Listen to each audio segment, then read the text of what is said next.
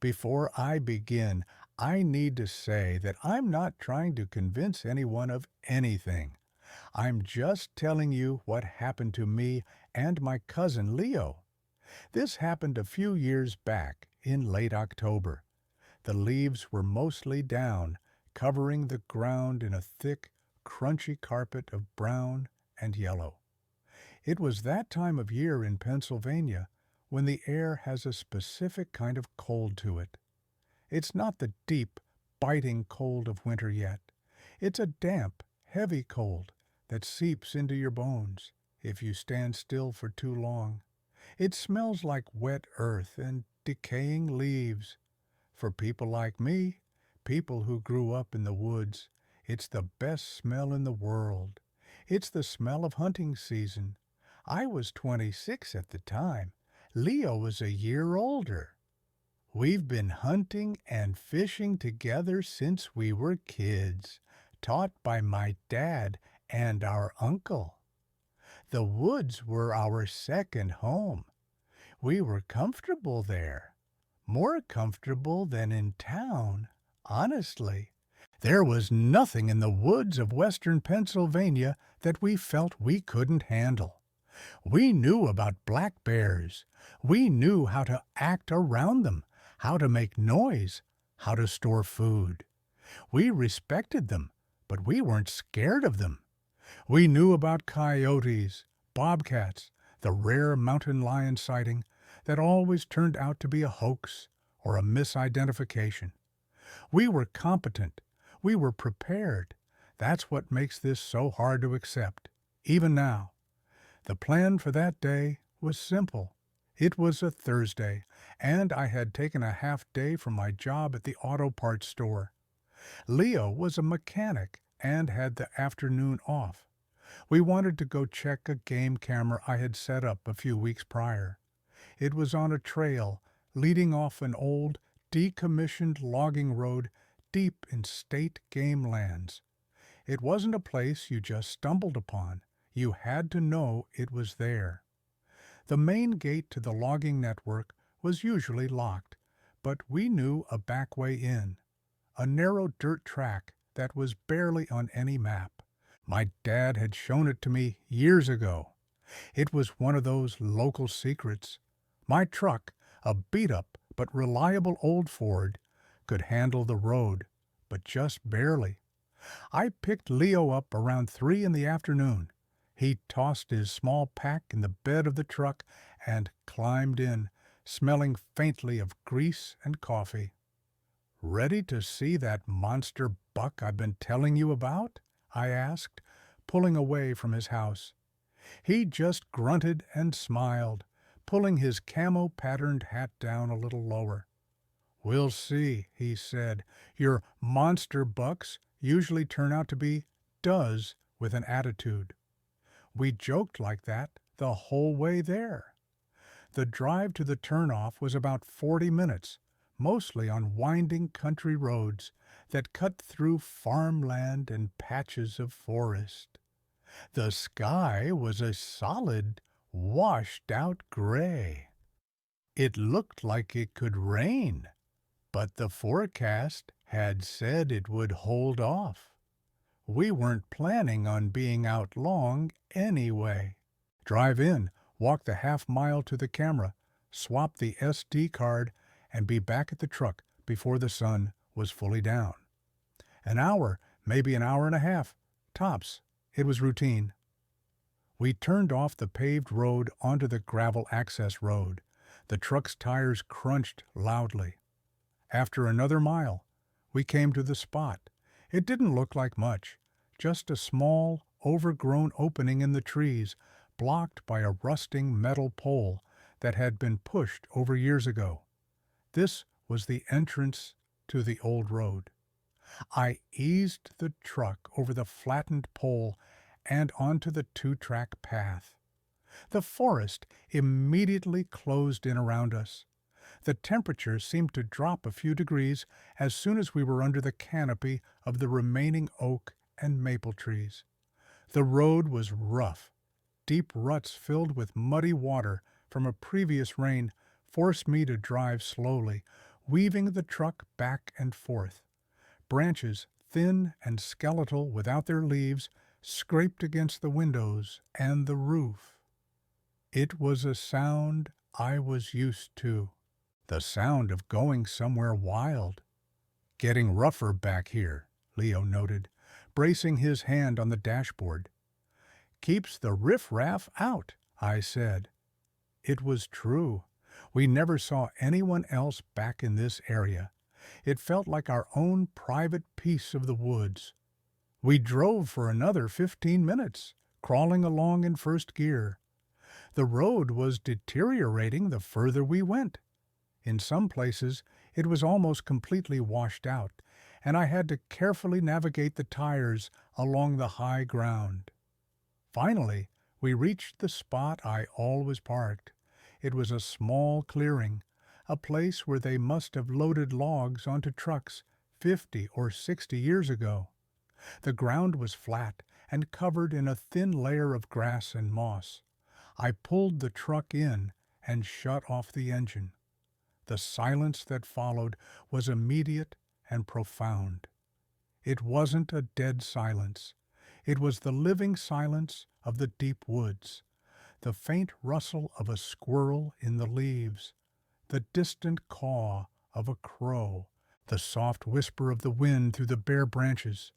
It was peaceful. "All right, let's do this," I said, grabbing my small day pack from the seat between us. Inside, I had a flashlight, a new SD card for the camera, some water, and my sidearm. I always carry when I'm in the woods. It's just a habit. A .40 caliber pistol. I never expected to use it on anything but a can or a log for target practice. Leo had a similar pack. We got out of the truck, the doors closing with a solid thud that echoed slightly in the clearing. The air was cold and still. I took a deep breath, filling my lungs with that damp, earthy smell. It felt good to be there. We weren't carrying rifles. This wasn't a hunt, just a walk. The trail to the game camera started at the far end of the clearing. It was an old deer path that we had trimmed back a bit over the summer to make it easier to walk. It wound down a gentle slope into a thicker part of the forest, dominated by hemlocks and pines. The ground there was softer, covered in a bed of pine needles that muffled our footsteps. We walked in a comfortable silence for the first few minutes, just enjoying the quiet. The light was already starting to fade. Under the thick canopy of the evergreens, it was even darker.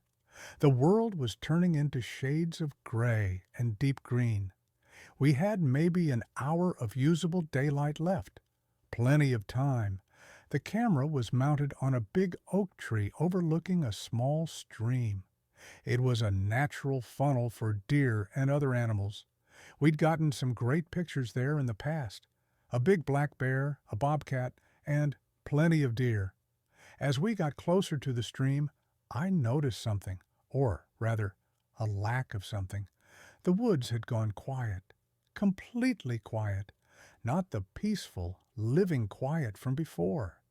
This was a dead, flat silence. No squirrels rustling, no birds chirping. The wind seemed to have died completely. It's a feeling that every experienced outdoorsman knows. It's the silence that means a predator is nearby. Usually, it means a bobcat or a coyote is moving through. The smaller animals go still and wait for it to pass. I stopped walking. Leo stopped a pace behind me. We stood there for a long moment, just listening. The only sound was the faint gurgle of the stream up ahead, and our own breathing. "You feel that?" I whispered. Leo nodded slowly, his eyes scanning the woods around us. "Yeah," he whispered back. Quiet. We stood there for another minute. The feeling didn't pass. If anything, it grew stronger. It was a heavy, watchful feeling. the kind of feeling that makes the hair on the back of your neck stand up. I've felt it before, briefly. Once, I was stalking a deer and stumbled upon a black bear sow with her cubs. The woods went silent just like this, right before I saw her. But this felt different. This felt heavier, more intense. Probably just a bear, Leo said, his voice a low murmur. He was trying to convince himself as much as me. Yeah, probably, I agreed. But I didn't believe it. A bear would have moved on by now, or we would have heard it. A bear is not a quiet animal when it's just moving through the woods. It snaps twigs, it huffs. This was just silence and a feeling of being stared at. We were standing in the middle of the trail, exposed. It was a stupid place to be if something was watching us. Let's just get the cart and go, I said, my voice a little tighter than I wanted it to be. We started walking again, but our pace was different now, faster, more deliberate. Our heads were on a swivel, constantly scanning the trees. Every dark shape looked like something. A burnt stump, a fallen log. My heart was starting to beat a little faster. This was ridiculous. We were two grown men, armed, in woods we knew like the back of our hands. And we were getting spooked by a little quiet. Then the smell hit me. It wasn't strong at first, just a faint whiff on the air. It was foul. It was unlike anything I had ever smelled before. It was like a mix of wet dog, rotting meat, and something else, something metallic and coppery, like old blood. It was a thick, gag-inducing smell. I stopped again, bringing my hand up to my nose. You smell that? Leo had stopped too. He looked pale in the dim light. Oh, man, he breathed. What is that? My mind raced, trying to identify it. A dead deer? No, this wasn't just the smell of decay. This was something active, something alive, and it was pungent. It seemed to coat the inside of my mouth. The smell was coming from somewhere up ahead, in the direction of the game camera. My initial fear was starting to turn into a primal sense of dread. Every instinct in my body was screaming at me to turn around, to go back to the truck and get out of there. But the camera was only another 100 yards away, and my curiosity, my stupid human curiosity, was warring with my fear. What could possibly make that smell? Maybe a gut pile from a poacher? Leo suggested, his voice wavering. It was a possibility, but it didn't explain the silence. It didn't explain the feeling of being watched. And the smell was wrong. I've smelled gut piles before. This was worse, much worse. Let's just be quick, I said. My hand instinctively went to the pistol on my hip. I didn't draw it, but I unclipped the retention strap, just in case. The gesture did not go unnoticed by Leo. His eyes flicked down to my hand, then back up to my face. He didn't say anything. He just gave a tight, nervous nod. We moved forward, slower now, trying to be as quiet as possible. The pine needles on the ground helped, but every now and then a dry twig would snap underfoot, the sound exploding in the dead silence. Each snap made me flinch. The smell was getting stronger with every step. It was so thick I could almost taste it. My eyes were watering. We were getting close to the stream. I could hear the water more clearly now. The big oak tree with the camera was just on the other side of it. The stream was small, only about 5 or 6 feet across, and maybe a foot deep. There were stepping stones we usually used to cross. We reached the bank of the stream and stopped. The oak tree was right there, maybe 40 feet away, and that's when I saw it. It wasn't the camera that caught my eye. It was the thing standing next to the tree. At first, my brain just didn't process it. It was like looking at one of those optical illusions. I was staring right at it, but my mind couldn't make sense of the shape. It was tall, way too tall. It was standing partially behind the thick trunk of the oak, but I could see its left side, its shoulder, and its head.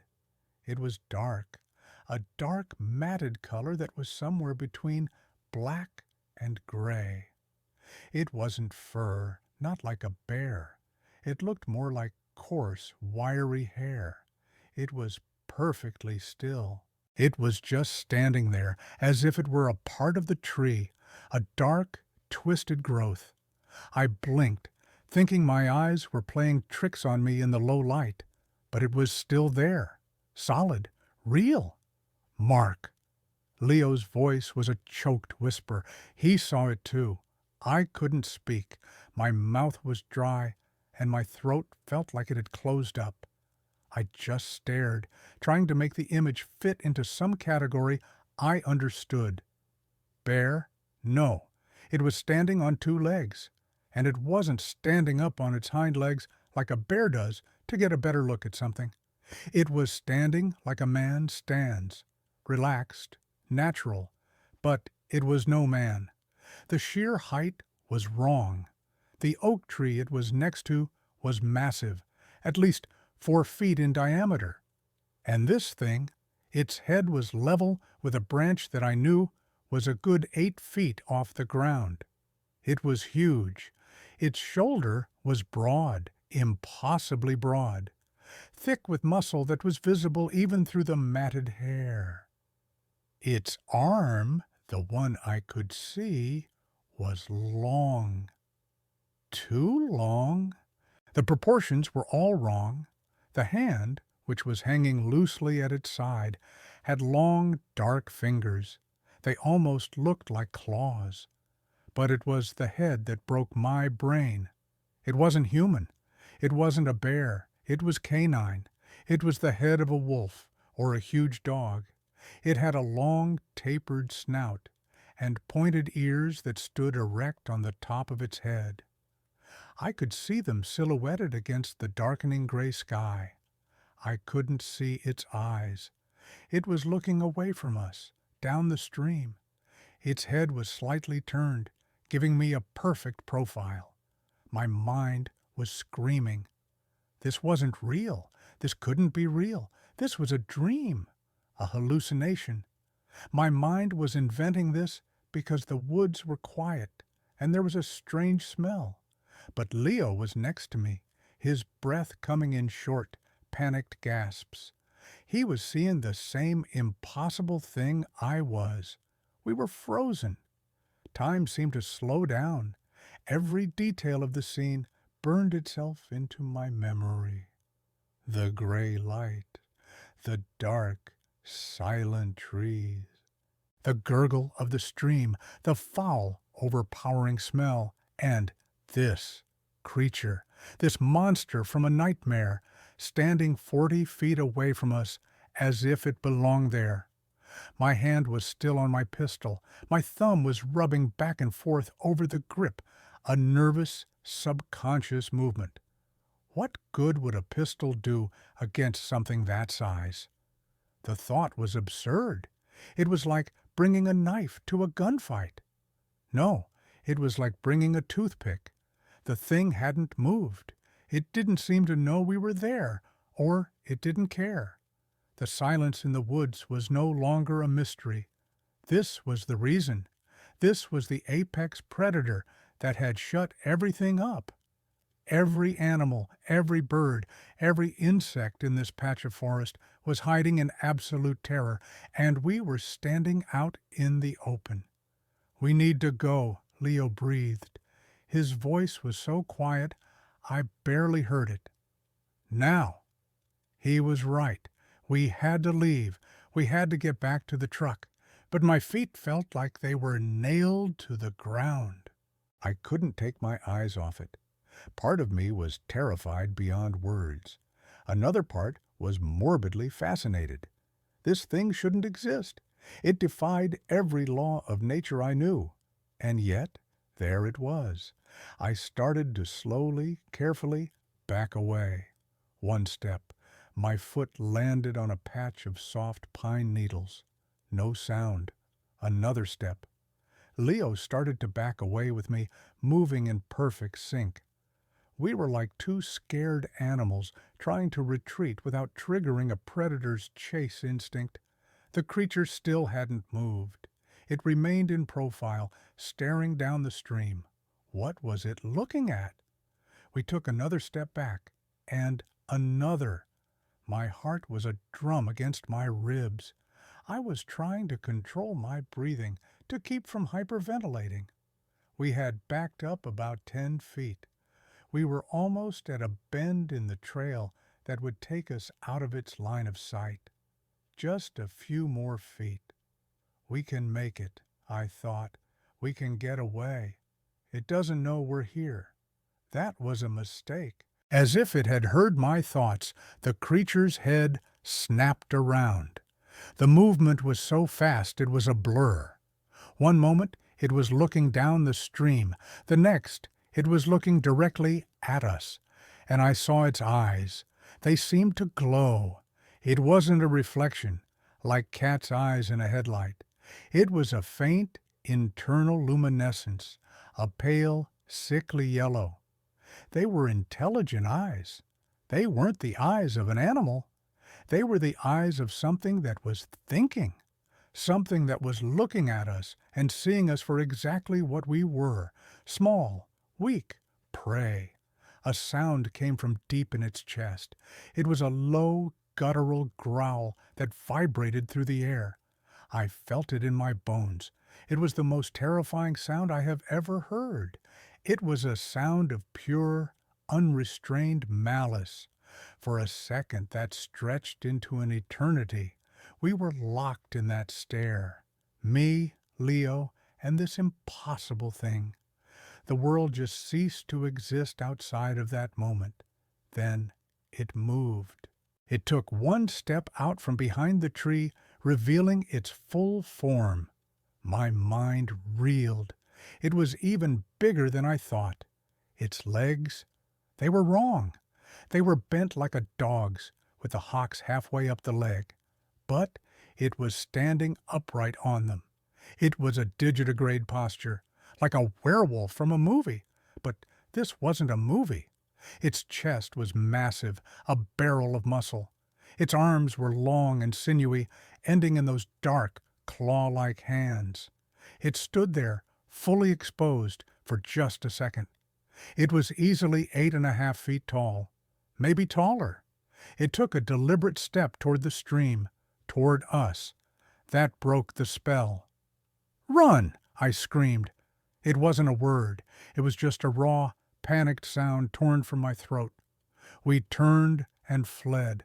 We didn't look back. We just ran. All the woodsman's skills, all the quiet movement, it was all gone. We were just two terrified humans crashing through the forest as fast as our legs could carry us. Branches whipped at my face, cutting my skin. I didn't feel it. My lungs burned, my legs ached. All I could think about was the sound of its growl and the sight of those glowing yellow eyes. Behind us, I heard a splash. It had crossed the stream, and then I heard it coming after us. The sound was a heavy, rhythmic thudding. Thump, thump, thump. It wasn't the sound of a four-legged animal running. It was the sound of something huge running on two legs. And it was fast. Terrifyingly fast. It was gaining on us. I could hear it getting closer. I could hear its breathing, a harsh, rasping sound. And the smell. It was all around us, thick and suffocating. I risked a glance over my shoulder. It was the biggest mistake of my life. It was there, maybe 50 yards back, but it was closing the distance with incredible speed. It was running in long, powerful strides. its long arms pumping at its sides. Its head was low, its yellow eyes fixed on us. Seeing it in motion was 1,000 times worse than seeing it stand still. It was unnatural, a perversion of life. Its movements were fluid, but utterly wrong, a predator of impossible design. I screamed again, a wordless cry of pure terror. "Don't look back!" Leo yelled, his voice strained with effort and fear. "Just run!" The trail seemed to stretch on forever. The clearing with the truck was still so far away. We were running uphill now, back up the slope we had walked down so easily just minutes before. My legs felt like lead. Every step was a monumental effort. The thudding behind us was getting louder, closer. I could hear twigs snapping under its weight. It was toying with us. It could have caught us already if it wanted to. It was enjoying the chase. The thought sent a fresh wave of adrenaline and terror through me. We burst out of the pine thicket and onto the main deer path. The ground was harder here, covered in leaves. Our feet slipped and slid. I stumbled, catching myself on a tree before I could fall. My heart lurched. A fall would be a death sentence. I pushed off the tree and kept running, my breath coming in ragged sobs. I could hear Leo just ahead of me, his own breathing just as ragged. We were in a full-blown life-or-death panic. The sounds behind us changed. The heavy thudding was gone. For a terrifying second, I thought it had stopped. Then I heard a crashing sound off to our right. It wasn't following us on the trail anymore. It was cutting through the woods, paralleling us. It was trying to head us off. The intelligence of the move was horrifying. This wasn't a mindless beast. It was a hunter, and it was smart. "It's flanking us!" I yelled to Leo. I don't know if he heard me. He just kept running. I could see the clearing through the trees, maybe 100 yards away. The truck, safety. It looked like 1,000,000 miles away.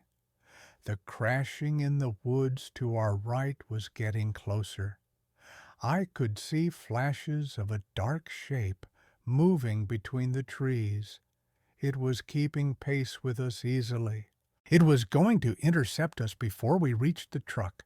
My mind was a whirlwind of terror. I fumbled for the pistol on my hip. My hand was shaking so badly I could barely get a grip on it. I pulled it from the holster. The weight of it was unfamiliar in my trembling hand.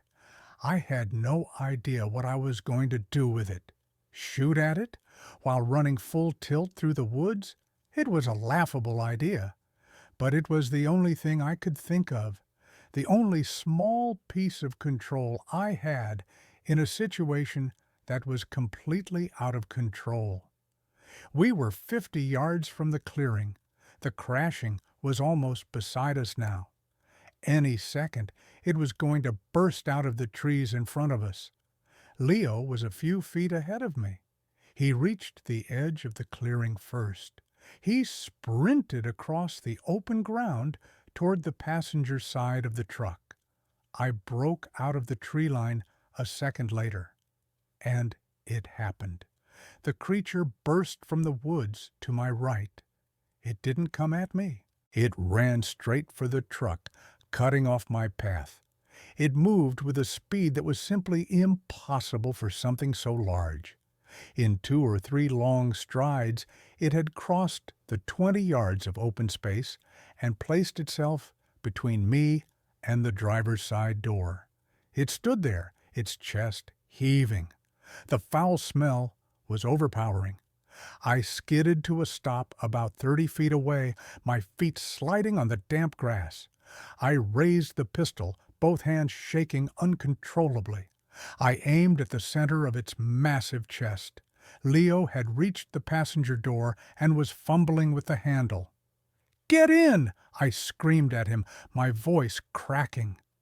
The creature turned its head slowly to look at me. Those yellow eyes burned into me. It let out another one of those low, rumbling growls. Then it did something that shattered the last of my composure. It curled its lips back, exposing its teeth. They were long, yellow, and sharp, like the teeth of a wolf, but bigger. It was a snarl, a clear expression of threat and dominance, and in that moment I knew we were going to die. Here, in this forgotten clearing, we were going to be torn apart by something that shouldn't exist. I heard the truck door open. Leo was inside. "Mark, shoot it!" he screamed from inside the cab. My finger was on the trigger. My hands were shaking so hard I could barely keep the sights on the thing's chest. It was a huge target. How could I miss? But I was paralyzed. My brain was screaming at my finger to pull the trigger, but nothing was happening. It was like the connection was severed. The creature took a step toward me, a slow, deliberate step. It wasn't afraid of the gun. It probably didn't even know what it was. Or maybe it did. And it knew it didn't matter. Another step. It was 25 feet away. I could see the muscles in its legs tense and relax. I could see the matted, filthy hair on its body. I could see the intelligence, the cold, calculating malice in its yellow eyes. Then the truck's engine roared to life. Leo had managed to slide across the bench seat and start it. The headlights flashed on, bathing the creature in bright, artificial light. It flinched. It threw one of its long arms up to shield its face, letting out a furious, high-pitched shriek. The sound was a combination of a wolf's howl and a man's scream. It was a sound of rage and pain. That moment of distraction was all I needed. The spell was broken. I didn't shoot. I ran. I didn't run toward the driver's side door, which was still blocked. I ran for the back of the truck. The creature, blinded by the lights, was momentarily disoriented. I scrambled over the tailgate and into the bed of the truck, landing hard on the cold metal. "Go!" I screamed, pounding my fist on the rear window of the cab. "Go, Leo, go!" The tires spun on the wet grass, kicking up mud and leaves. For a heart-stopping second, we didn't move. The tires just whined, digging ruts in the soft ground. The creature had recovered. It lowered its arm, its eyes blazing with fury. It charged. Not at me.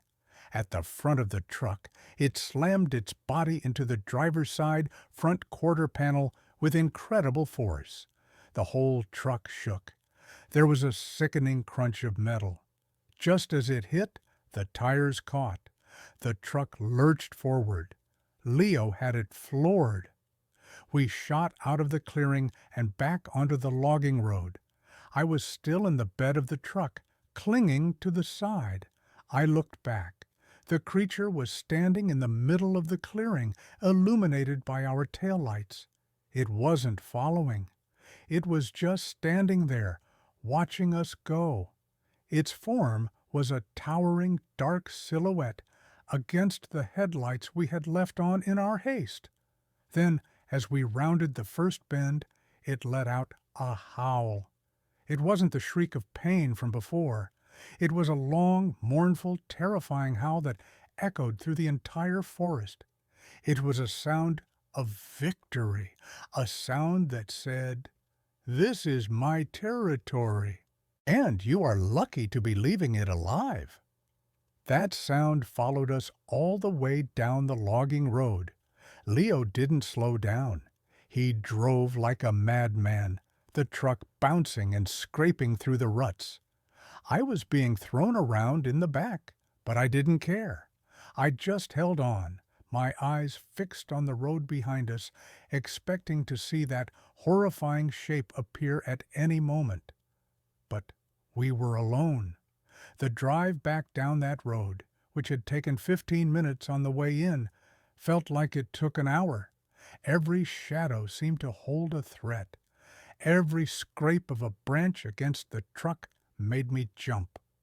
Finally, I saw the end of the road, the flattened metal pole, the gravel access road. Leo didn't slow down until the tires hit the pavement of the main country road. He pulled over to the shoulder and slammed the truck into park. For a long time, neither of us moved. The only sound was the ticking of the cooling engine and our own ragged breathing. I finally found the strength to climb out of the truck bed and get into the cab. I collapsed into the passenger seat, my body trembling uncontrollably. The pistol was still clutched in my hand. I looked at it, then slowly, carefully, I put the safety on and placed it on the dashboard. Leo was staring straight ahead, his hands gripping the steering wheel so tightly his knuckles were white. His face was ashen. "You saw it, right?" I asked, my voice barely a whisper. I needed to hear him say it. I needed to know I hadn't lost my mind. He nodded slowly. "I saw it," he said, his voice hoarse. "What was it, Mark?" I shook my head. "I don't know." And I didn't. I still don't. We sat there in silence for another 10 minutes. The adrenaline was starting to wear off, replaced by a deep, bone-aching exhaustion and a trembling that wouldn't stop. I looked at the front of the truck. The driver's side headlight was shattered. The whole front quarter panel was caved in, a massive dent in the shape of a shoulder. Physical proof it had been real. "We have to go," I said finally. Leo just nodded again. He put the truck in drive and pulled back onto the road. The drive home was silent. We didn't speak a word. There was nothing to say. What could we say? How do you talk about seeing something that your brain tells you is impossible? We just drove, each of us lost in our own private nightmare. The world outside the truck seemed normal. Houses had their lights on. People were living their normal lives, completely unaware of the monsters that lurked in the deep woods. It felt like we had returned from another dimension. When I dropped Leo off at his house, he finally spoke. "We're never going to talk about this," he said. It wasn't a question. It was a statement, an order. "We didn't see anything. A bear hit the truck. That's it." I just looked at him. I could see the fear in his eyes, but it was buried under a thick layer of denial. He was already trying to erase it, to pretend it never happened. "Leo," I started. "No," he cut me off. "A bear. That's the story. That's what we tell people. That's what we tell ourselves." He got out of the truck and walked into his house without looking back. I drove home in a daze. When I got to my house, I didn't go inside right away. I just sat in the truck, in the dark, for a long time. The image of that thing, its yellow eyes, its snarling mouth, was burned into my mind. I knew I would never be able to erase it. The next day, I called Leo. He didn't answer. I called him again. He finally picked up. "What?" he said, his voice flat. "We need to talk about it," I said. "Talk about what?" "A bear hit your truck. End of story. I'm busy." He hung up, and that was it. He has never, from that day to this, spoken another word to me about what we saw. If I try to bring it up, he shuts down. He changes the subject or just walks away. Our relationship has never been the same. We were closer than brothers. Now we barely speak. The thing we saw in the woods didn't just chase us. It broke something between us, something that can never be fixed. I had to get the truck repaired. I told the mechanic I hit a deer. He didn't believe me. Must have been a moose, he said, looking at the size of the dent. We don't have moose in this part of Pennsylvania, I said. He just shrugged. Whatever you hit, it was big.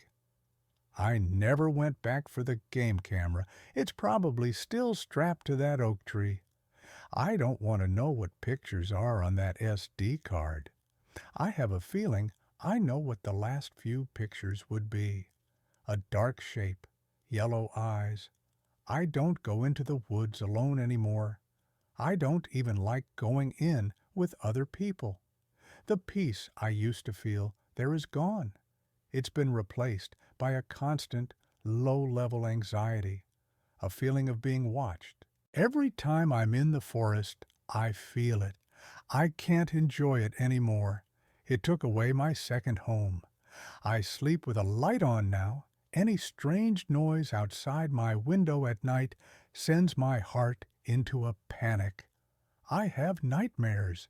In the nightmares, I'm always running. And the sound of that heavy, two-legged running is always right behind me. Sometimes I don't get away. I've done a lot of research since that day. Late at night, when I can't sleep, I've typed things into the computer that I never thought I would. Upright walking wolf, Dogman, werewolf sightings. I found stories, hundreds of them, from all over the country, all over the world. People describing the same thing we saw, the same impossible creature, the same height, the same canine head, the same dog-like legs, the same intelligent glowing eyes, the same horrifying smell. Knowing that other people have seen it doesn't make me feel better. It makes me feel worse. It means it's real. It means these things are out there, living in the dark, wild places of the world, hiding just outside the edges of our understanding. I don't know what it was. I don't think anyone does. But I know what it wasn't. It wasn't a bear. A bear doesn't have a wolf's head. A bear doesn't run on two legs like that. A bear doesn't have intelligent, malicious eyes that look at you with cold calculation. A bear doesn't hunt you for sport. Whatever we saw that day was something else, something ancient, something that has no place in the modern world. I'm sharing this story for one reason, not for attention, not to convince skeptics. I'm sharing this as a warning to all the people like me who love the woods, who feel safe there. You're not. You're not alone out there. And there are things in the forest that are far more dangerous than bears or mountain lions. So, if you're ever out in the woods and it goes unnaturally quiet, if you get that feeling of being watched, if you smell something foul on the air that makes you want to gag, don't be curious. Don't try to be brave. Don't rationalize it.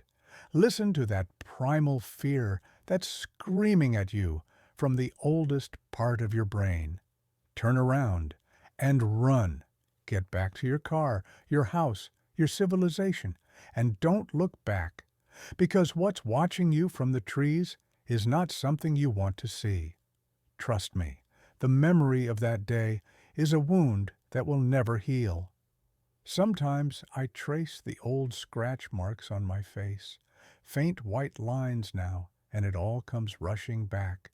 The crushing silence, the stench, the sheer panic of the chase, the feeling of my lungs burning, convinced that my next breath would be my last. I've tried to rationalize it 1,000 times. Maybe it was a bear with mange, standing up at a weird angle. But that doesn't explain the snout. It doesn't explain the legs. The legs are the part my mind gets stuck on the most. The backward-bending digitigrade legs, I've seen thousands of animals in my life, both in person and in documentaries. Nothing that walks upright has legs like that. It's a biological impossibility, a contradiction in anatomy. And yet, I saw it. I saw it run on those legs with a speed that defied belief. I think about Leo's reaction, his complete and total denial. In a way, I envy him. He chose to build a wall around the memory, to classify it as something mundane and forgettable. A bear. A simple, easy explanation that lets him sleep at night. My mind won't let me do that. I can't unsee what I saw. The details are too clear, too vivid. To pretend it was a bear would feel like a lie. It would feel like a betrayal of the absolute, gut-wrenching terror I felt. That thing deserved more respect than to be written off as a common animal. It was something more, something other. The dent in my truck was a constant reminder for months. Every time I walked out to my vehicle, I'd see it. That concave curve of metal where its shoulder had impacted. I'd run my hand over it, feeling the warped steel, and the cold dread would wash over me again. It was real. It was strong enough to crumple a truck. What would it have done to a person? I try not to think about that, but the thought is always there, lurking in the back of my mind. We were so close. If Leo hadn't started the truck at that exact moment, if the headlights hadn't startled it, I would have been torn apart in that clearing. Leo would have been trapped in the truck, forced to watch. What would it have done then? Would it have tried to get to him? Could it have broken the windows? Ripped open a door? Judging by the way it hit the truck, I have no doubt that it could have. These are the thoughts that keep me awake at night. The what-ifs, the alternate timelines where we weren't so lucky. I've lost more than just my peace of mind and my relationship with my cousin. I've lost a part of myself. The confident, capable outdoorsman is gone. He died in that clearing. In his place is a nervous, paranoid man who jumps at shadows, a man who feels like prey. I sold my hunting rifle last year. I hadn't touched it since the incident. The thought of going back into those woods, of sitting in a tree stand and waiting, fills me with a kind of dread I can't describe. The woods are no longer a place of sport or recreation for me. They are a place of deep, ancient fear. They belong to things like the one we saw. We are just visitors there, and sometimes we are not welcome. I wonder about the game camera sometimes. I wonder if the batteries are dead. I wonder if the SD card is full of pictures of squirrels and deer going about their lives. And then I wonder about the last few files on that card. What would they show? Would it be a clear picture? Would it be just a blur of motion? Would you be able to see its eyes? Part of me wants to know. A tiny, foolish part of me wants that validation, that undeniable proof. But the rest of me, the part that now runs my life, knows that going back there would be the stupidest thing I could ever do. That thing is territorial. The howl it gave as we fled was not a howl of defeat. It was a declaration of ownership. It let us go. I don't think it would make the same mistake twice. So the camera will stay there, a silent monument to the day my world broke. And maybe, years from now, some other unsuspecting hunter will stumble upon it. Maybe he'll take the card and look at the pictures, and maybe he'll see what I saw. I hope, for his sake, that he sees the pictures at home, and not while he's standing by that stream in the fading light as the woods go silent around him. I hope he has a chance to run. The experience has made me look at the world differently. I feel like I'm walking around with a secret knowledge that no one else has. When I hear people talk about going camping or hiking in remote areas, I want to grab them by the shoulders and tell them. I want to warn them. But how could I? They would think I was crazy. They would laugh. They would pat me on the shoulder and tell me I must have seen a bear. So I say nothing. I just nod and wish them a good time, while a cold knot of fear forms in my stomach. It's a lonely feeling, to be a survivor of something that no one else believes in. It's why I'm writing this down, to get it out, to send it to a place where people might understand, where I won't be called a liar or a lunatic. Maybe someone else who has seen it will read this and know they aren't alone. That's all I can hope for. Don't go into the woods, but if you must, keep your head on a swivel and never, ever ignore the silence. My name has been withheld for my own privacy, but my story is true, every terrifying word of it. It's been years, and the clarity of the memory hasn't faded at all. It's like a film reel that I can play in my head, frame by terrifying frame. I've tried to find flaws in it, inconsistencies, things my panicked mind might have fabricated. I've come up with nothing. The memory is solid, unchanging. The way it stood, the posture. It was so unnervingly human-like, yet utterly alien. A bear on its hind legs looks awkward, top-heavy. It sways. This thing was perfectly balanced. It stood with a casual stillness that spoke of complete comfort in its upright stance. It was bipedal by nature, not by temporary necessity. The arms! I remember the arms so clearly. They hung past its knees. The proportions were more like an ape's than a human's, but the musculature was different. They were corded with thick, powerful sinew built for ripping and tearing. The hands were not paws. They were hands, with a thumb and long fingers. The nails at the end were thick and black, like overgrown, unkempt claws. I think about the sound it made when it was chasing us. That rhythmic thump, thump, thump, it was the sound of weight, of mass, hitting the earth. I've been chased by a dog before, a big Rottweiler when I was a kid. That was a frantic, four-legged scrabbling sound. This was different. This was the measured, powerful gait of something that knew it would catch its prey. There was a confidence in that sound that was just as terrifying as the speed itself. The intelligence it displayed still haunts me. When it broke off from the trail to flank us, that wasn't animal instinct. That was strategy. It understood the path we were on. It understood our destination was the clearing, and it calculated the best way to intercept us. It was a thinking, reasoning creature. A bear might chase you in a straight line.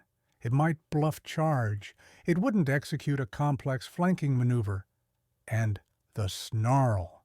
Before Leo started the truck, when it was just me and the creature in a standoff, the way it curled its lip, it wasn't just baring its teeth. It was an expression. It was contempt. It was a sneer. It was communicating with me on a level that I understood perfectly. It was telling me that I was nothing, that my pistol was a toy, that my life was in its hands, and it was enjoying the moment. I've wondered if it was just one, or if there are more of them. The thought of a pack of these things is something my mind refuses to fully entertain. Is this a species, a family, or just a solitary, freakish individual? The stories I've read online suggests they are seen alone most of the time, but not always. The idea of a pack of 8-foot-tall, intelligent canine predators roaming the forests is the stuff of global nightmares. The silence of the woods that day. I've experienced silence in the woods since, but it's never been the same. Now any quiet moment is filled with dread. I find myself listening for what's not there. But the silence that day was different. It wasn't just the absence of sound. It felt like a presence in itself. It was a heavy blanket of pure fear that had smothered every living thing into stillness. The forest itself was holding its breath. I've also thought about the game camera. What if it wasn't looking down the stream?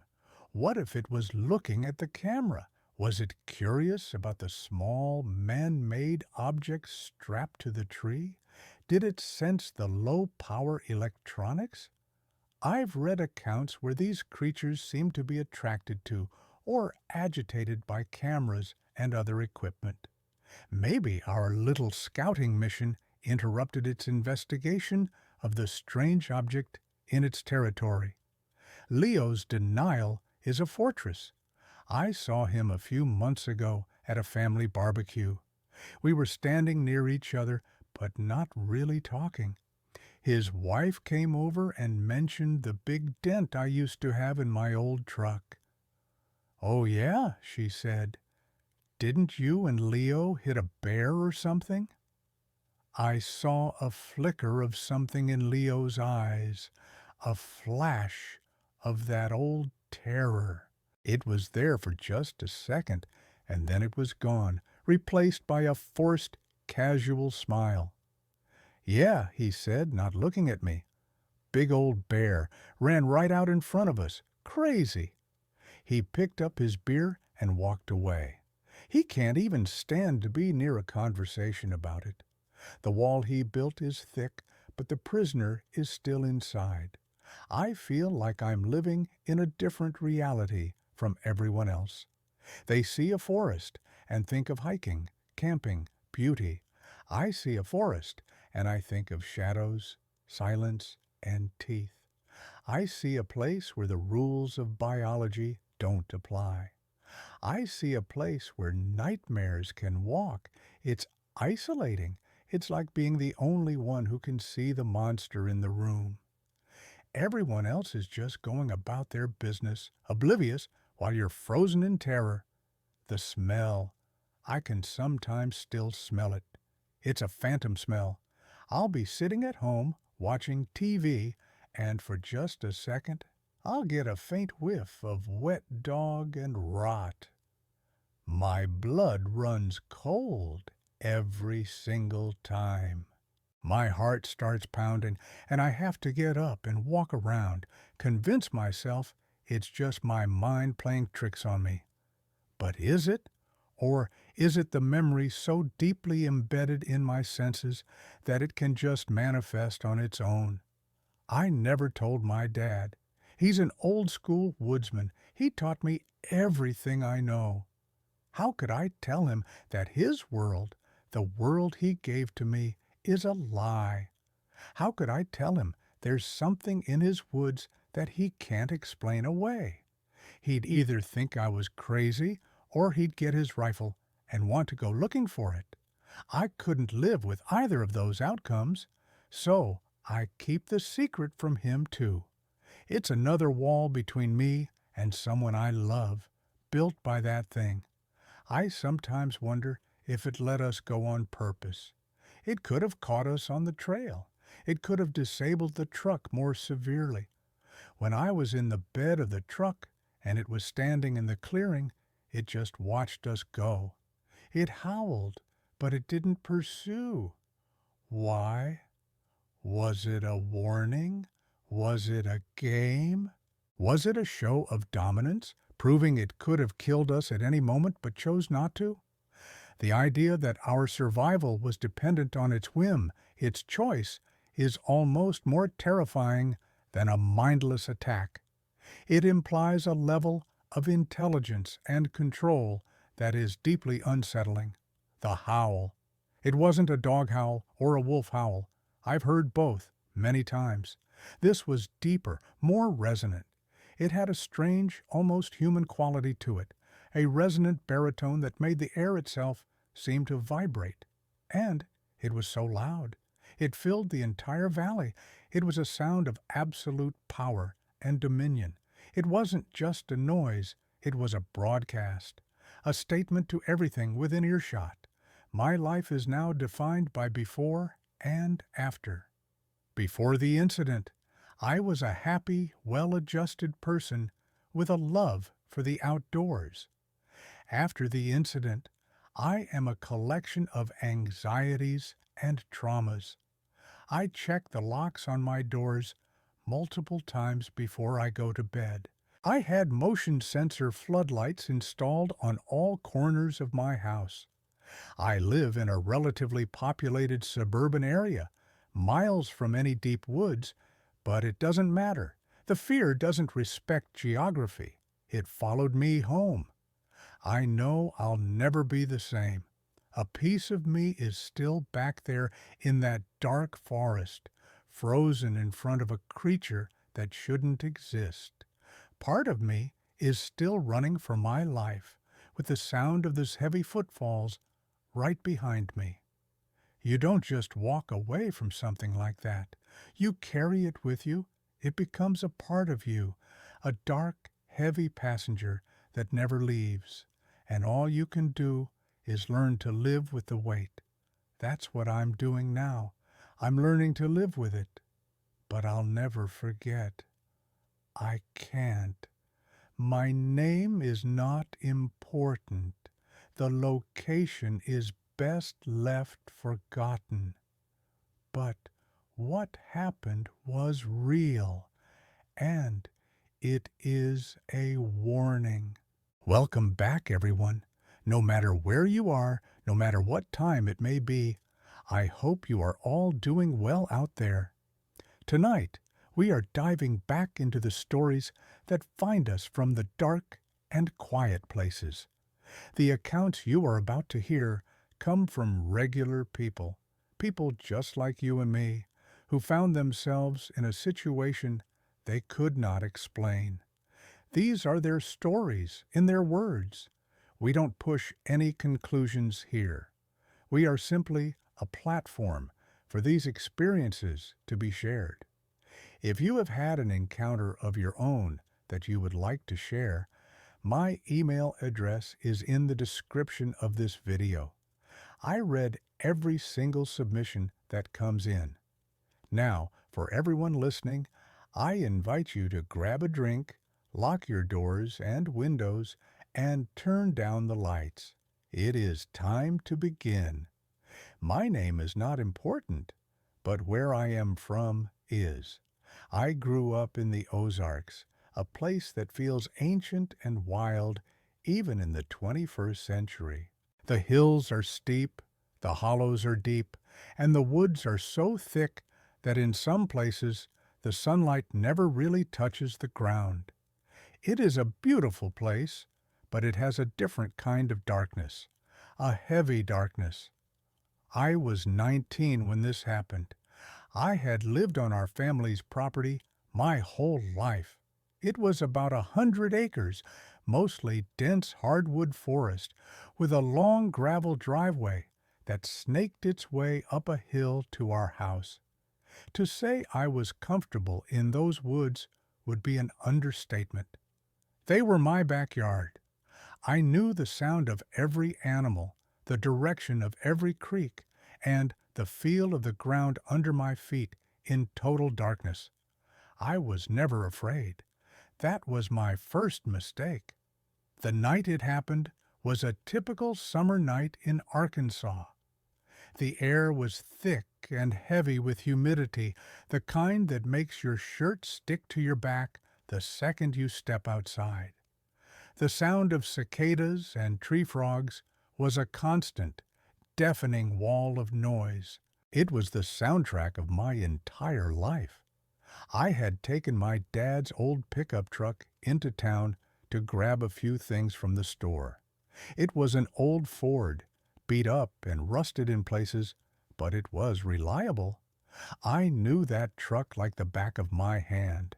I knew the specific groan it made when I turned the wheel too sharp and the exact amount of pressure I needed to put on the gas to keep it from stalling on a hill. The drive home was routine. Miles of paved county road, then a turn onto our long, winding gravel drive. The driveway was probably close to a mile long, and it was rough. Potholes and loose rock made you take it slow. I had the windows down, letting the hot night air whip through the cab. The smell of dust from the gravel and the sweet scent of honeysuckle were familiar and comforting. I was about halfway up the drive when the first thing happened. It was subtle, so subtle that at first I did not even really register it. The noise stopped, not the truck, but everything else. The constant, overwhelming chorus of insects and frogs just cut out. It was not a gradual fading. It was like someone had flipped a switch. 1 second, the night was screaming with life, and the next, there was absolute, profound silence. The only sounds left were the crunch of gravel under my tires and the low rumble of the truck's engine. I slowed the truck down, my foot easing off the gas. I have been in the woods my whole life. I have heard a predator move through, and I know that things can get quiet for a moment. A coyote, a bobcat, even a big owl can hush the woods for a minute or two. But this was different. This was a dead silence, a vacuum. The air itself felt heavy and still. I remember looking out the open window into the impenetrable blackness of the trees that lined the drive. I could not see anything, but I felt something. It is a hard feeling to describe. It was the feeling of being watched, but it was more than that. It was a feeling of being scrutinized, like something was looking at me and trying to figure out what I was. I told myself it was just a deer, maybe a big buck standing just off the road, watching me pass. That would explain the silence, but it did not feel like a deer. It felt wrong. I kept driving, a little faster now. The silence was unnerving. It was like the world had gone deaf. My headlights cut a tunnel through the darkness, illuminating the familiar path of dirt and rock. The trees on either side were like black walls. Then I smelled it. It came in through the open window, a wave of stench so foul it made me gag. It was not the smell of a skunk. It was not the smell of a dead animal, though there was a note of decay to it. It was a thick, musky, greasy smell, like a wet dog that had rolled in something rotten, but 100 times stronger. It was primal. It was the smell of a predator, a big one. My heart started to pound in my chest. My hands tightened on the steering wheel. All my life, the biggest predators I ever had to worry about were black bears and the occasional mountain lion sighting, which were rare. I have smelled bears before. This was not a bear. I rolled up my window, a useless gesture that made me feel a fraction safer. The smell was still in the cab, thick and oily. I was getting close to the last big bend before the driveway straightened out towards the house. The house lights were not visible yet. I was still completely surrounded by the dark woods. And the silence. That is when I saw it. At the edge of my headlights, just where the light began to fade into the trees, there was movement. I slammed on the brakes. The truck skidded a little on the loose gravel, the tires making a loud grinding noise in the dead quiet. It was standing just off the road, partially hidden by a large oak tree. My first thought was that it was a person, a very, very tall person, but that made no sense. Who would be standing out here in the middle of my family's property at this time of night? I squinted, trying to make sense of the shape. It was dark, a silhouette against the slightly less dark woods behind it. It was tall, taller than any person I had ever seen. It had to be 7, maybe 8 feet tall. It stepped out from behind the tree, and my brain just stopped working. It just broke. It was standing on 2 legs, long, powerful legs that were bent like a dog's. The proportions were all wrong. It was powerfully built, with broad, massive shoulders and long arms that hung down past its knees. The body was covered in dark, matted hair, or fur. It was not a bear. Bears do not stand like that. They do not have legs like that. Then it moved its head into the full glare of my headlights, and I saw its face. It was the face of a wolf, or a German shepherd, a long snout filled with teeth that I could see even from that distance. Pointed ears that stood up straight on top of its head. The head was too big for the body, but the body was too big for anything. It was impossible. It was a monster from a story, but it was real. It was standing 30 yards from my truck. We just stared at each other for what felt like an eternity. It was probably only a few seconds. My mind was racing, trying to process what I was seeing, trying to fit it into some box that made sense. Bear, man in a suit, a trick of the light. None of it worked. The thing was just there, solid, real, and it was looking right at me. Its eyes. I will never forget its eyes. They reflected the headlights, glowing with a sickly yellow-green light. But there was more than just reflection. There was intelligence in those eyes. There was a cold, calculating curiosity. It was not the dumb, instinct-driven look of an animal. It was looking at me. At me. It knew I was in the truck. It knew I was watching it. It tilted its head, a strangely canine gesture that was terrifying on a creature that large and upright. It was like it was trying to understand what it was seeing, this metal box with bright eyes. Then it took a step forward, off the soft dirt shoulder and onto the gravel of the driveway. The sound of the rock crunching under its massive foot was sickeningly real. That is what broke the spell, the sound. It proved that this was not a hallucination. This was happening. My body finally caught up with my brain. A wave of pure, abject terror washed over me, so strong it felt like a physical blow. My hands were slick with sweat on the steering wheel. My breath was gone. I could not scream. I could not move. The creature took another step, and another. It was walking towards me, slowly, deliberately. It was not aggressive. It was not charging. It was just coming, like it had every right to be there, and I was the one who was trespassing. Its long arms swung slightly as it walked, and I could see its hands. They were not paws. They were hands with long, dark claws at the end of the fingers. I finally found my breath. It came out as a strangled gasp. My foot, which had been hovering over the brake, slammed down on the accelerator. The old Ford's engine roared to life. The tires spun on the loose gravel, screaming in protest.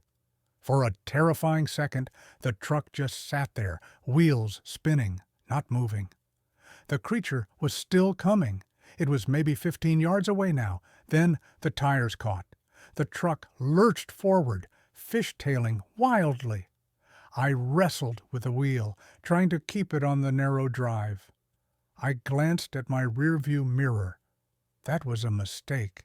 The creature was running. It was running on two legs, keeping pace with the accelerating truck. Its speed was unnatural, effortless. It was covering the ground with huge, loping strides, its long arms pumping. I pushed the accelerator to the floor. The truck was probably going 30, maybe 35 miles an hour, which was dangerously fast for that road. And the thing was still there, right behind me. Its yellow eyes were burning in my mirror. I could see its teeth bared in what looked like a snarl. I was screaming now, just a raw, wordless sound of pure panic. The house was just around the bend. I could see the faint glow of the porch light through the trees. It felt a million miles away. The creature was gaining on me. It was closing the distance. I risked a look at the passenger side mirror. It was right alongside the truck bed now. It was so close I could see the texture of its fur, dark and coarse. It reached out a long arm.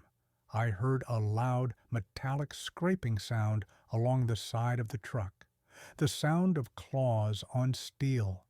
The truck shuddered with the impact. I swerved, almost losing control and driving into the ditch. I corrected, my knuckles white on the wheel. I did not look back again. I just kept my eyes fixed on the light of the house. I flew around the final bend and onto the straightaway. The house was there. Safety. I did not slow down. I drove the truck right across the yard, tearing up the grass, and skidded to a stop just feet from the front porch. I threw the truck into park, killed the engine, and fumbled with the door handle. My hands were shaking so badly I could barely get it open. I scrambled out of the cab and ran. I did not look back to see if it was still there. I did not want to know. I burst through the front door, not even bothering to close it behind me, and collapsed in the entryway. My dad and mom came running from the living room, their faces a mixture of confusion and alarm. I was on the floor, gasping for air, sobbing. I could not form words. I just kept pointing at the open door, at the darkness outside. It took them 10 minutes to calm me down enough to speak. When I finally told them what I saw, they looked at me like I was crazy. "A wolf?" my dad said, his brow furrowed. "There are no wolves around here, son." "It wasn't a wolf," I stammered. It stood up. It was huge. It chased the truck. "You probably saw a bear," my mom said, trying to be soothing. "You were tired. It was dark. Your mind played tricks on you." I knew what I saw. It was not a bear. It was not a trick of the light. My dad went outside with a flashlight and his shotgun. He walked the perimeter of the house, then came back inside and shook his head. "Nothing out there," he said. "You must have imagined it." I slept on the couch in the living room that night, with all the lights on. I did not sleep much. Every creak of the house, every rustle of leaves outside, sent a fresh jolt of terror through me. The next morning, I was exhausted but determined. I had to prove I was not crazy. I took my dad outside to the truck. "Look," I said, my voice shaking. I pointed to the passenger side of the truck bed. There, clear as day in the morning light, were 3 long, deep gouges in the metal. They started near the middle of the bed and ran all the way to the tailgate. The paint was peeled back, and the raw silver steel was exposed. They were deep, deep enough that you could fit your fingertip in them. My dad ran his hand over the marks. He was silent for a long time.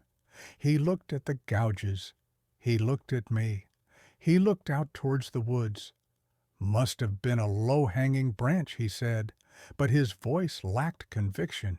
He would not look me in the eye. We both knew that was a lie. The driveway was wide. There were no branches that low, and a branch would not leave 3 perfectly parallel, deep scratches like that. That was the last time we ever spoke of it. He fixed the scratches a week later, but the memory was permanent. Something changed in me that night. The woods that I had loved my entire life became a place of menace. I stopped going for walks in the forest. I never went out on the property alone after dark again. Even now, years later, living in a city far away, I cannot stand to have the windows open at night. The silence still gets to me. I am always listening for it. That dead, heavy silence that comes before the fear. I do not know what I saw that night. I have heard the stories, the local legends about Dogman and other things that walk in the woods. I always thought they were just stories. Now, I am not so sure. I know that thing was real. It was intelligent. And I know that for a few terrifying moments, it wanted me to know it was there. I do not know why it let me go. Maybe the lights of the house scared it off. Maybe it was just toying with me. Maybe it never intended to catch me at all.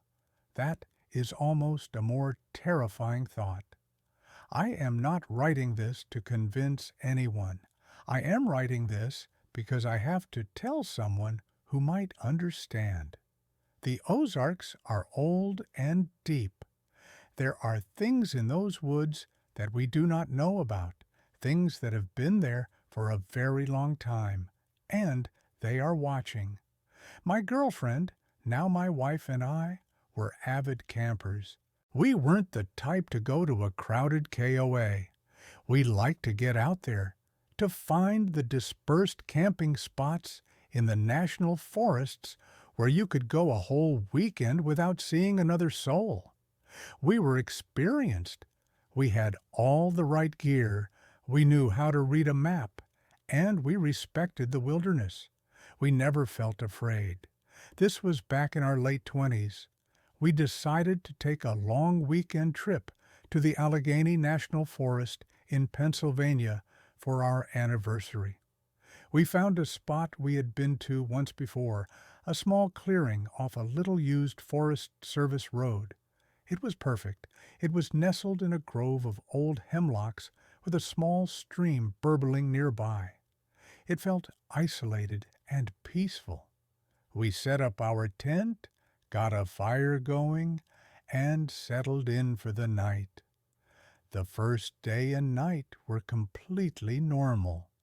We hiked, we cooked over the fire, we enjoyed the quiet. The second night started the same way.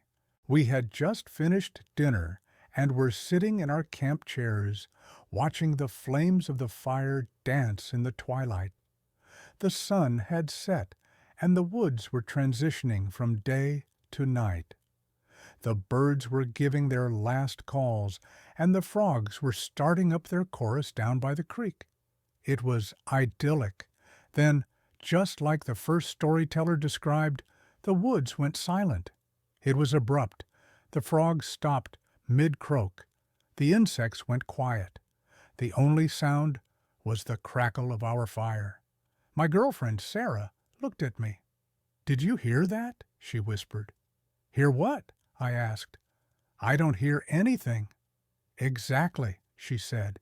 A chill that had nothing to do with the evening air crept up my spine. She was right. The silence was unnatural. It was heavy, pressing in on our little circle of light. I stood up and scanned the woods around us, but it was too dark to see anything beyond the reach of the firelight. "Probably just a coyote passing through," I said, trying to sound more confident than I felt. But the silence persisted. Then came the smell. It drifted in on a slight breeze, and it was one of the worst things I have ever smelled. It was a combination of wet, dirty fur, rotting meat, and something else. Something chemical and sharp, like ammonia. It was so strong it made my eyes water. Sarah gagged and covered her nose with her shirt. "Oh my God, what is that?" she said, her voice muffled. "Maybe a dead deer or something," I offered, but I knew that was not right. A dead animal smells bad, but this was different. This smell felt active. It felt alive.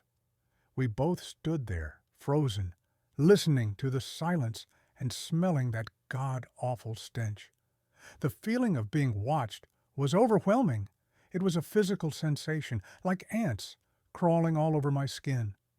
We were not alone, and whatever was out there with us was close. Then we heard it. A footstep, just one. It came from the darkness to our right, just beyond the firelight. It was heavy, not the light snap of a twig under a deer's hoof.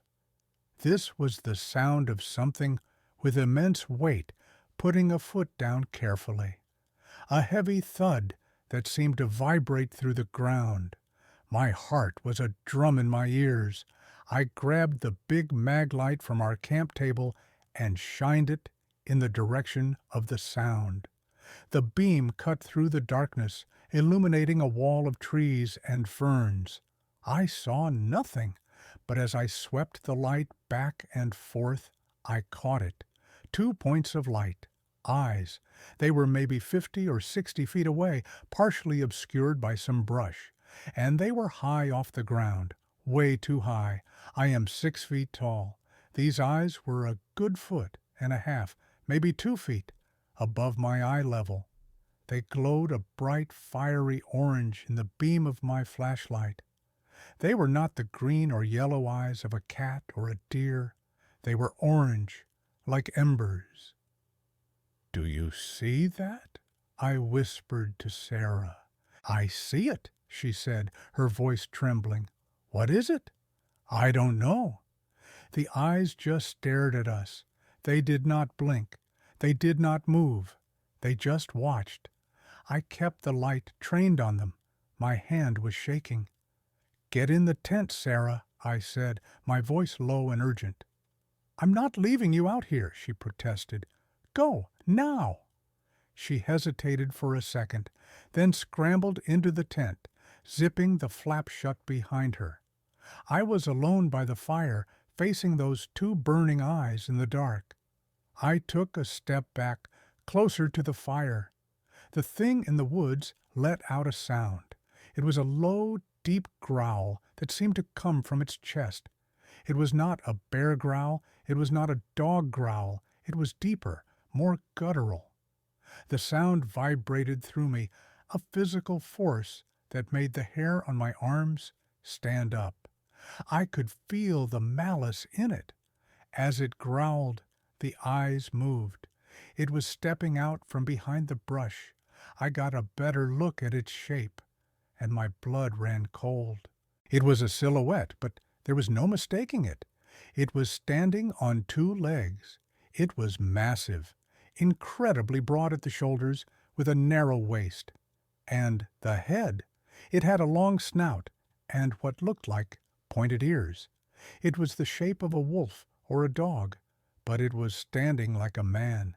My mind refused to accept it. This cannot be real. This is not happening. But the growl, the smell, the sheer size of it. It was all very, very real. It began to move, not towards me but to the side. It was circling our campsite. It stayed just at the edge of the firelight, a huge, dark shape moving through the trees. I could hear its footsteps, heavy and deliberate. I could hear its breathing, a raspy, wet sound. I kept the flashlight on it, my arm aching. It was testing us, testing our boundaries. It walked the entire perimeter of our little camp, never taking its glowing orange eyes off me. It was a display of dominance. It was letting us know that we were in its territory, and it was in control. The fear I felt was primal. It was the fear of a prey animal that knows it is being hunted. After what felt like an hour of this terrifying patrol, it stopped. It was near our camp table, where we had our cooler and a plastic bin of dry goods. It stood there for a moment, perfectly still. Then, with a sudden, violent motion, it swung one of its long arms and swiped the cooler off the table. The cooler went flying, crashing into a tree with a loud bang. The lid popped open, and our food for the rest of the weekend spilled out onto the ground. It was not trying to get the food. It was an act of intimidation, an act of aggression.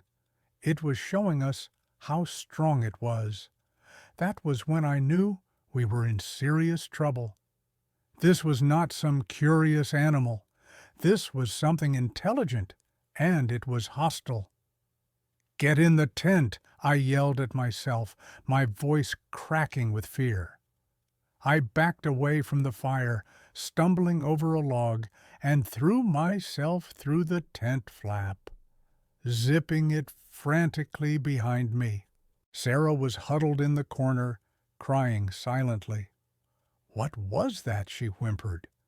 "I don't know," I said, my voice barely a whisper. "Just stay quiet." We were plunged into near total darkness, the only light coming from the faint glow of the fire through the thin tent fabric. We could hear it moving around outside.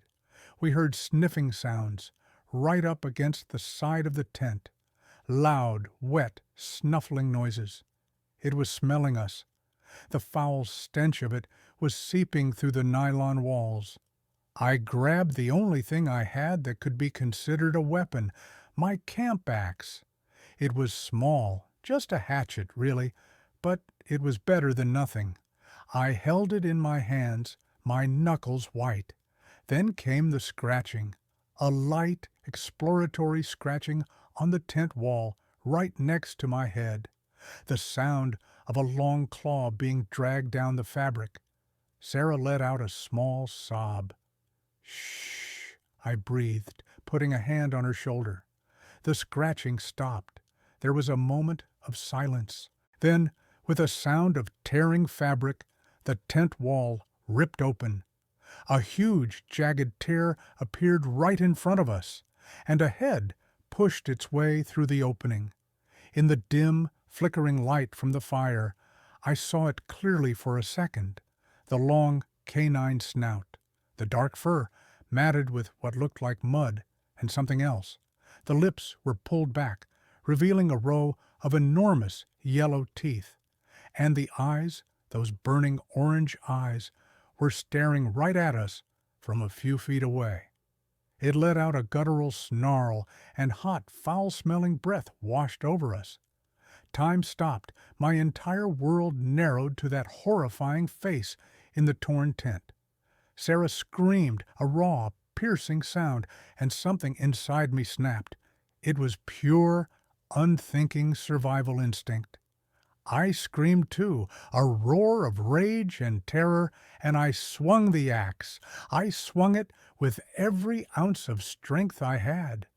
I felt a solid, sickening impact. There was a wet, crunching sound. The creature let out a high-pitched yelp of pain and rage, a sound that was completely different from its low growls. It was a sound of shock and agony.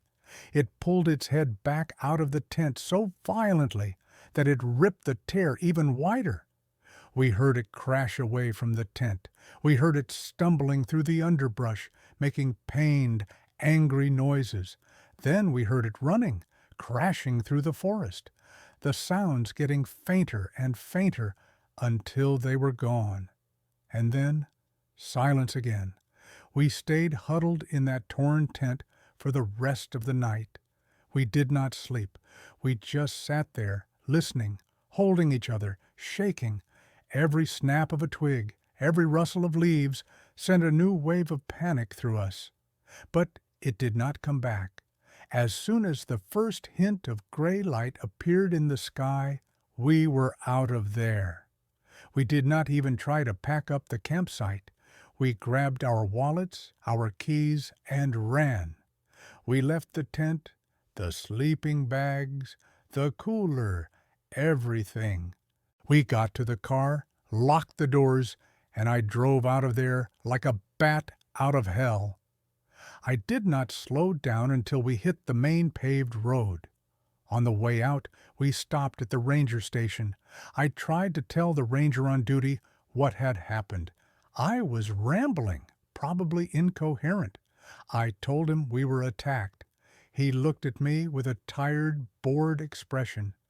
Probably a bear, he said, not even looking up from his paperwork. You leave food out? It wasn't a bear, I insisted. It was standing on two legs. It had a head like a dog. He just sighed and gave me a look that said he thought I was either drunk or crazy. Fill out this form if you want to report property damage from a bear, he said, pushing a clipboard at me. I just turned and walked out. What was the point? We drove home in a silence. The trauma of that night created a strange distance between us. We both knew what we had seen. We had shared this impossible, terrifying experience. But we could not talk about it. Every time one of us tried to bring it up, the other would shut down. It was too much to relive.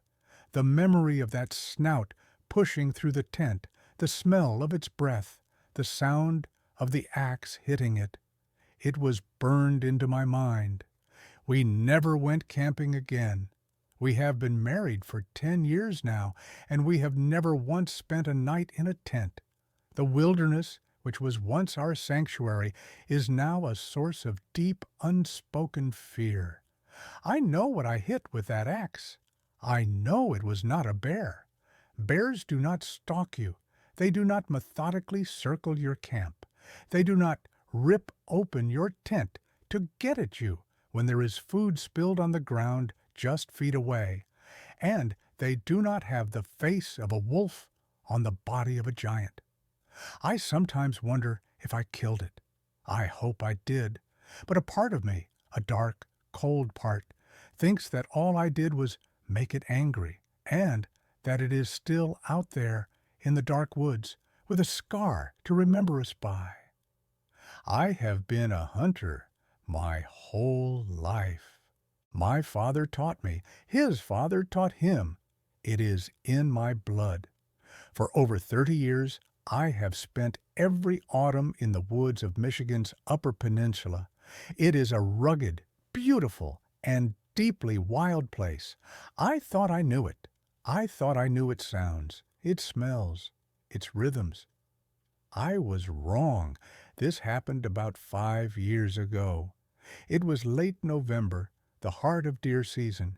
The air was cold and crisp, and there was a light dusting of snow on the ground, just enough to make tracking easier. I was in my favorite spot, a stretch of state land deep in the woods, miles from any paved road.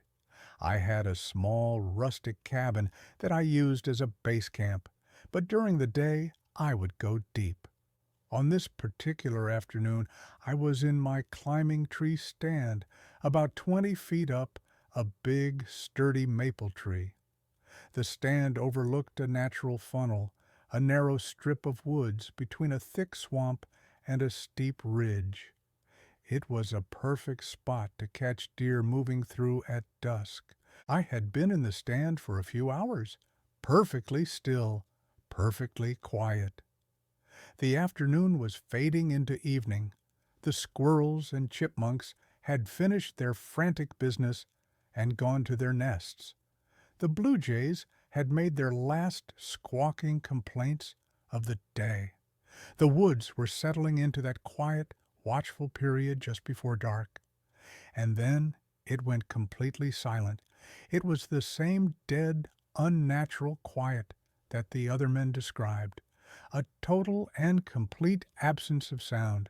No wind in the trees, no distant call of a bird. Nothing. I have been in the woods enough to know that silence means one thing: predator. A big one. My first thought was wolf. The UP has a healthy wolf population. I have seen them before. But this felt different.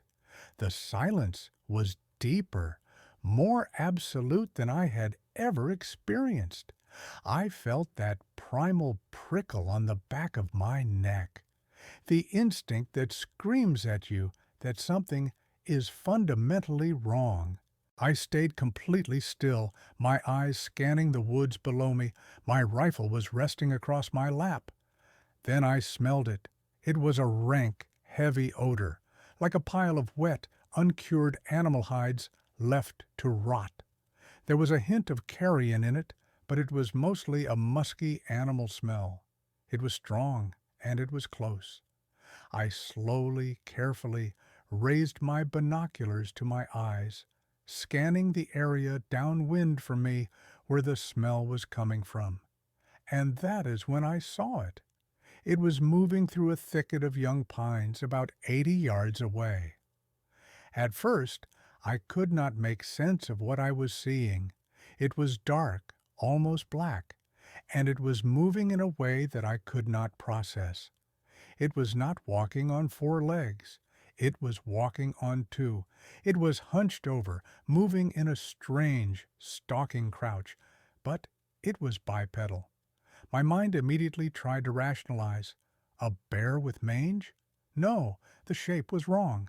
Too slender, too upright. Another hunter in a ghillie suit? No, the movements were too fluid, too animalistic. It stopped at the edge of the thicket and stood up. It stood up to its full height, and the breath caught in my throat. It was huge. I am a good judge of height and distance. This thing was at least 7.5, maybe 8 feet tall. It was powerfully built, with massive shoulders and a heavily muscled torso that tapered to a narrow waist.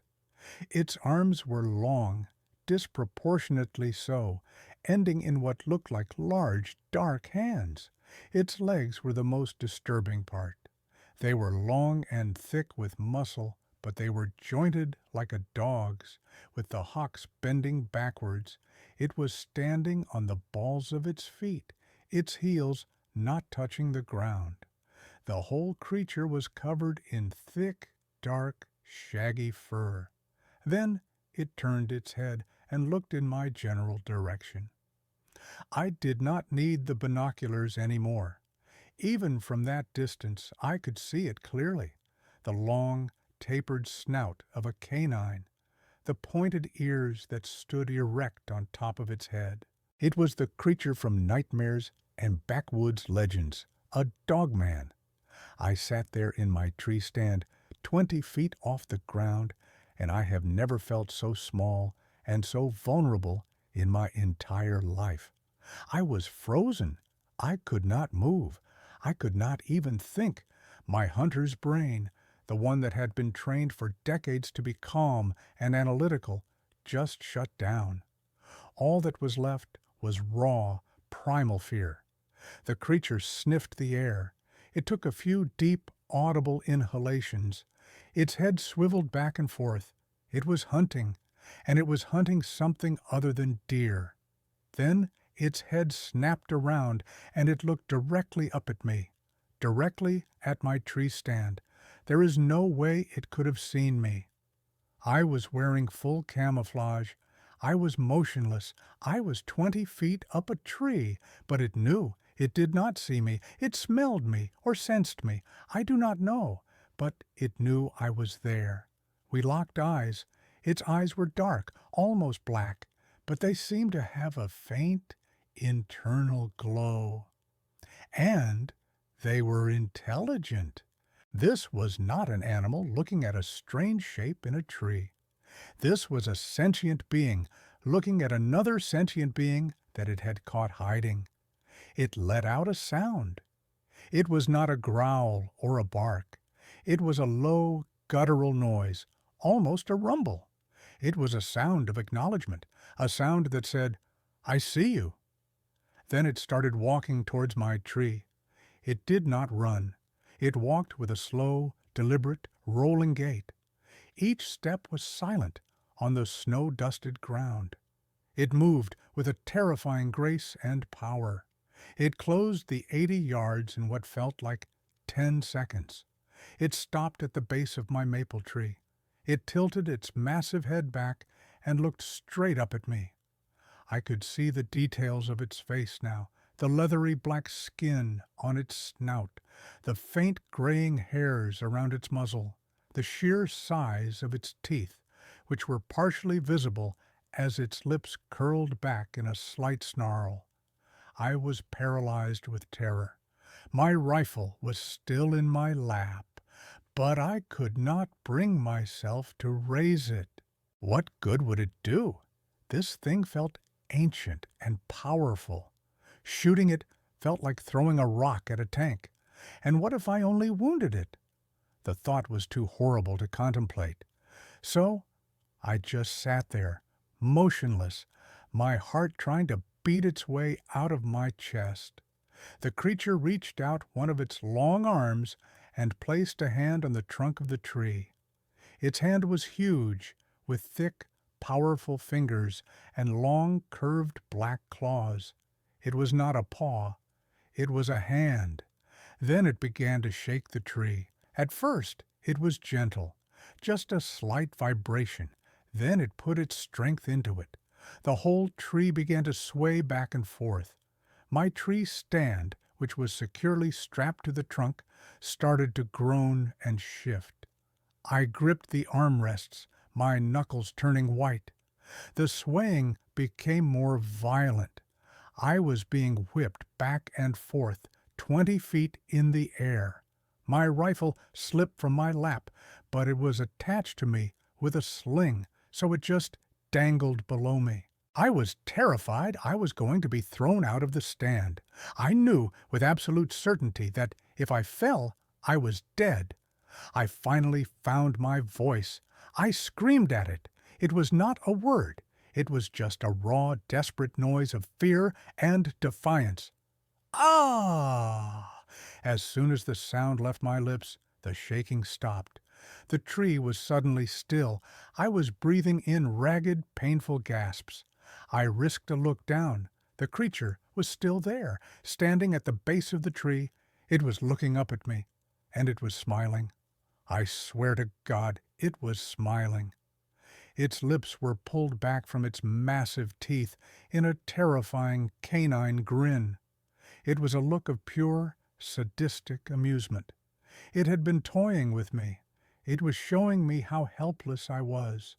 It could have killed me at any moment. It could have shaken me out of that tree like a squirrel. But it did not. It held my gaze for another 10 seconds, that horrible smile on its face.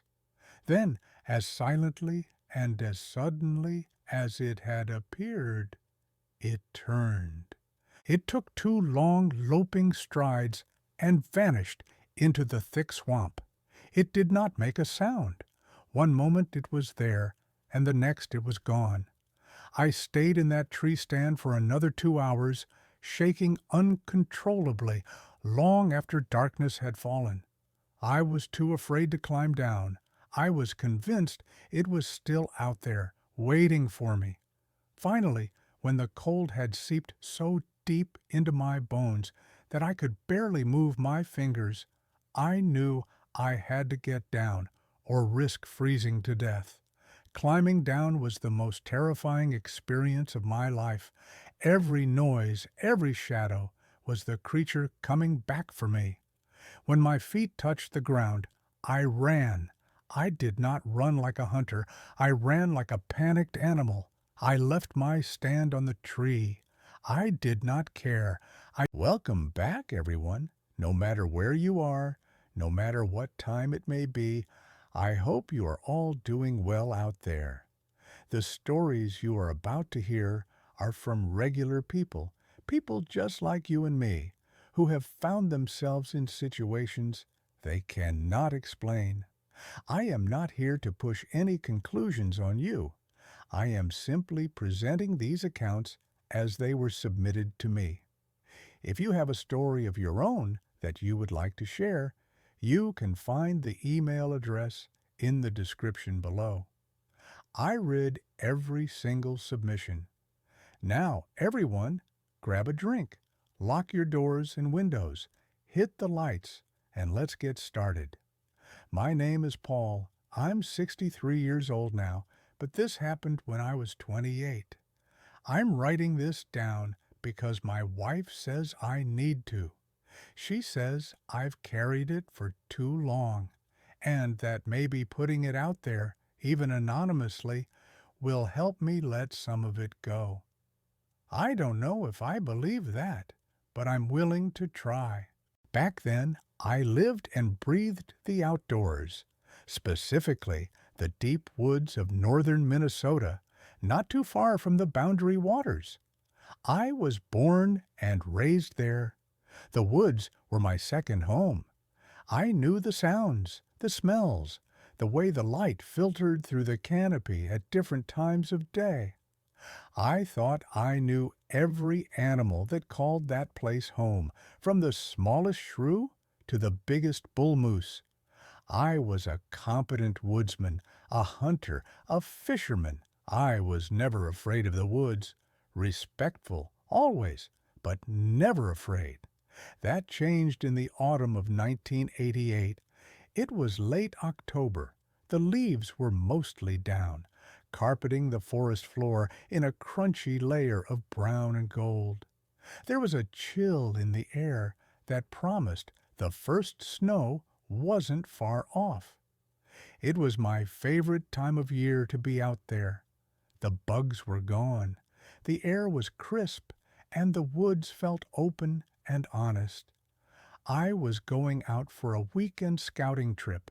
Deer season was a few weeks away, and I wanted to check on a few spots, look for game trails, and just generally reacquaint myself with the area I planned to hunt.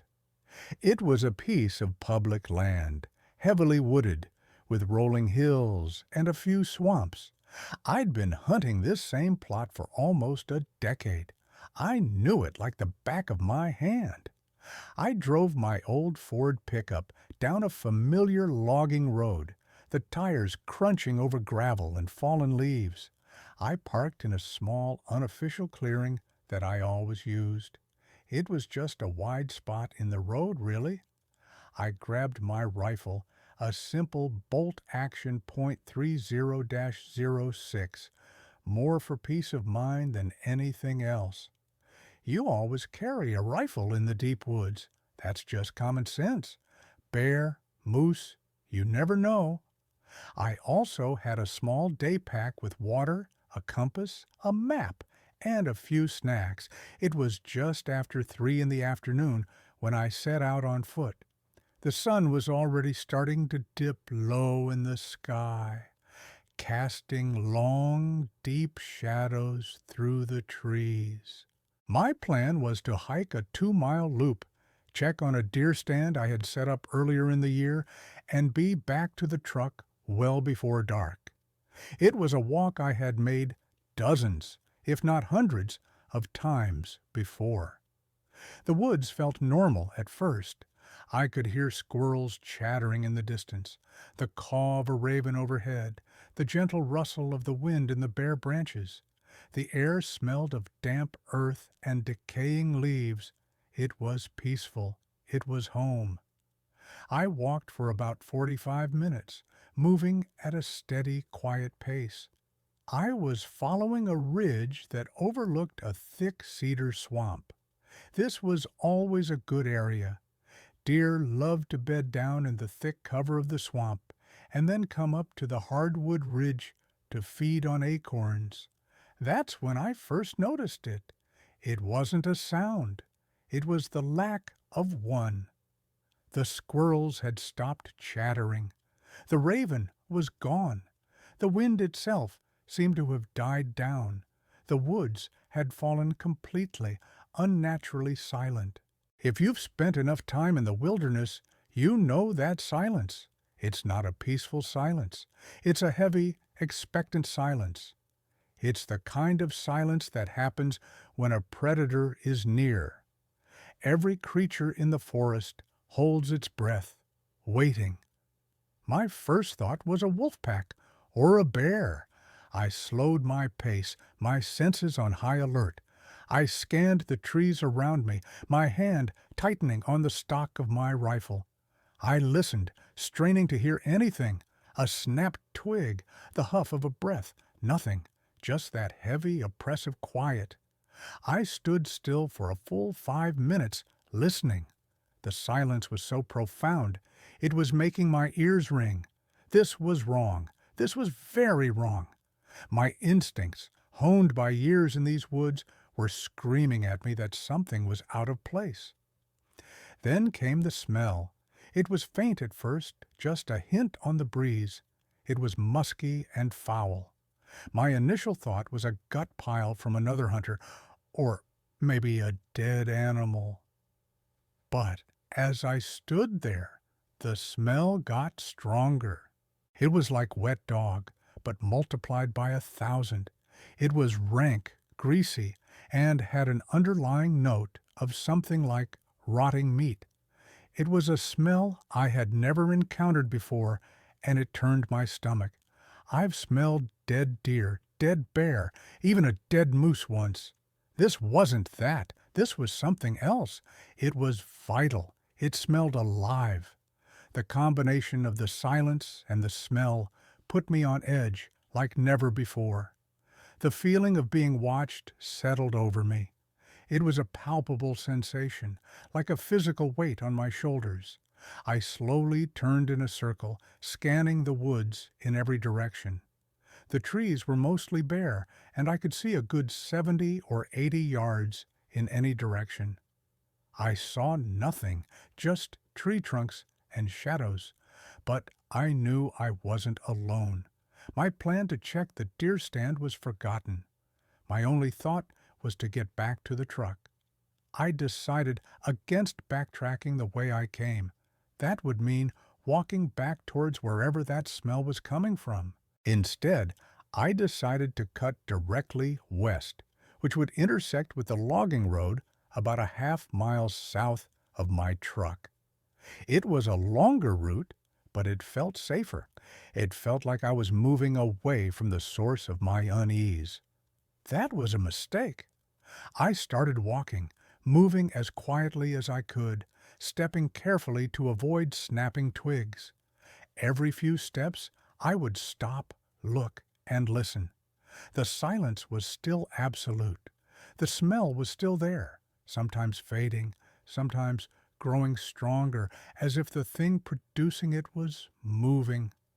After about 10 minutes of this slow, cautious movement, I came to a small clearing, maybe 50 feet across. It was covered in moss and low brush, and in the center of that clearing, I saw the tracks. I stopped dead. I stared. I couldn't process what I was looking at. They were huge.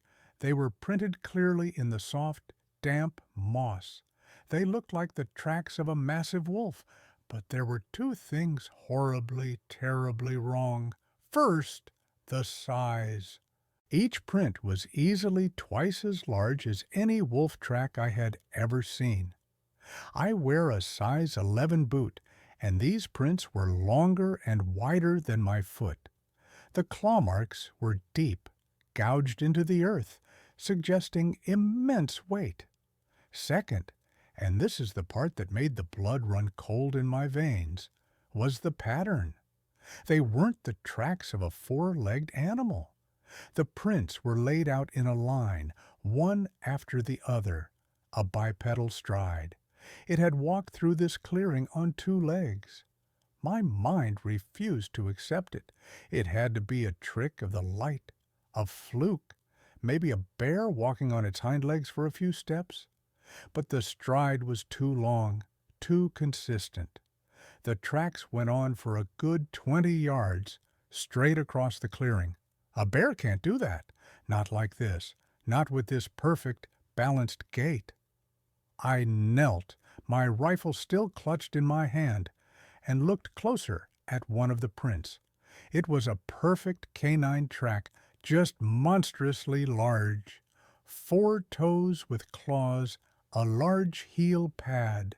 But it was elongated, almost like a human foot, but ending in a dog's paw.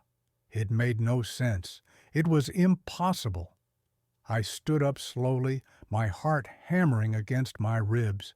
I was no longer just uneasy. I was terrified. The rational part of my brain, the part that had spent a lifetime in these woods, was short-circuiting. This wasn't a bear. It wasn't a wolf. It wasn't a moose. I didn't know what it was, but I knew with a certainty that shook me to my core that it was not something I ever wanted to meet. I looked up from the tracks and scanned the trees on the far side of the clearing. The sun was lower now, and the shadows were thick and dark between the trees. And there, standing in the deep shade of a massive pine, I saw it. It was just a shape at first, a tall, dark shape that didn't belong. It was darker than the shadows around it. I squinted, trying to make sense of it. My brain tried to tell me it was just a strange formation of branches, a burnt tree stump, anything but what I thought it was. It was utterly still. I stood there, frozen for what felt like an eternity, just staring at this dark patch in the woods. I told myself to move, to run, but I couldn't. I was locked in place by a mixture of fear and disbelief. Then it moved. It took one step, moving from the deep shadow into a patch of dappled evening light. And I saw it clearly. The breath left my body in a ragged gasp. My mind simply stopped working. What I was seeing was not possible. It couldn't exist. It was standing on 2 legs, like a man. But it was no man. It had to be at least 7.5, maybe 8 feet tall. It was covered in thick, dark fur, the color of charcoal and dirty brown. Its build was massive. Its shoulders were incredibly broad, 3 times the width of a man's. Its arms were long, powerfully muscled, and ended in huge, clawed hands that hung down to its knees. But the head, God, the head. It was the head of a wolf, a monstrous, oversized wolf's head, set upon the shoulders of this giant, man-shaped body. It had a long snout, filled with teeth that I could see even from 50 yards away. Its ears were pointed and sat high on its head, twitching, listening, and its eyes, they were glowing, a faint, sickly yellow-green, like the eyes of a cat caught in headlights. And they were fixed directly on me. We stood there, locked in this silent tableau across the clearing. The creature, me, and the impossible tracks between us. The foul, musky smell was overpowering now. It was the smell of the thing, the smell of the predator that had silenced the woods. It hadn't just been watching me. It had been herding me. It had cut off my retreat and pushed me in this direction. It had wanted me to come this way. It had wanted me to see the tracks. It had wanted me to see it. This wasn't a chance encounter. This was an ambush. This was a display of power. The creature took another step forward, its glowing eyes never leaving mine. It moved with a smooth, fluid grace that was terrifying in a creature so large. It wasn't clumsy or awkward. It was perfectly balanced. It was a predator in its prime. That second step broke the spell. My survival instinct, buried under a mountain of shock and disbelief, finally kicked in. I didn't think. I just acted. I turned and ran. I abandoned all attempts at stealth. I crashed through the underbrush, my feet slipping on wet leaves, branches whipping at my face. I held my rifle in one hand, not even thinking of using it. What good would it do? It would be like shooting at a freight train. My only thought was the truck, the metal box, safety. Behind me, I heard a sound that I will never forget as long as I live. It was a low, guttural growl that seemed to vibrate through the very ground. It wasn't the growl of a bear or a dog. It was deeper, more resonant, filled with a terrifying, intelligent malice. Then I heard it coming after me. It wasn't running. It was moving through the woods with huge, loping strides. I could hear it crashing through the brush, snapping branches the size of my arm as if they were twigs. The sound was getting closer, faster than I could have imagined. Panic gave me a burst of adrenaline. I ran faster than I thought possible. I wasn't on a trail. I was just running, blindly, in the general direction of the logging road. My lungs burned. My legs ached. I risked a glance over my shoulder. I saw it through the trees, maybe 40 yards back, and gaining. It was moving with an unnatural, bounding gait, covering ground with terrifying speed. Its yellow eyes were like two burning coals in the deepening twilight. I screamed. I don't know if it was a scream of terror or a war cry, but the sound ripped from my throat. I pushed myself harder, my mind a white-hot blur of panic. The truck, the truck, the truck. I burst out of the tree line and onto the gravel of the logging road. My legs almost gave out from the sudden change in terrain. I stumbled, caught myself, and looked. My truck was there, 100 yards up the road. It looked a million miles away. I sprinted down the road, my boots crunching on the gravel. The sound was deafening in the silent woods. I fumbled in my pocket for my keys, my fingers clumsy and numb with cold and fear. Behind me, the crashing sound stopped. I risked another look back. The creature was standing at the edge of the woods, right where I had come out. It was just standing there, watching me. It wasn't even breathing hard.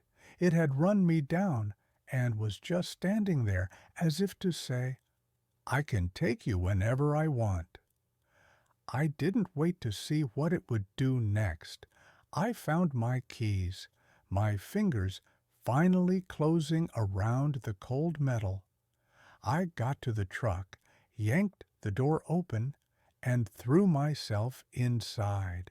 I slammed the door and fumbled with the lock, my hands shaking so badly I could barely do it. I jammed the key into the ignition. It wouldn't turn. I was trying to put it in upside down. I flipped it, jammed it in again.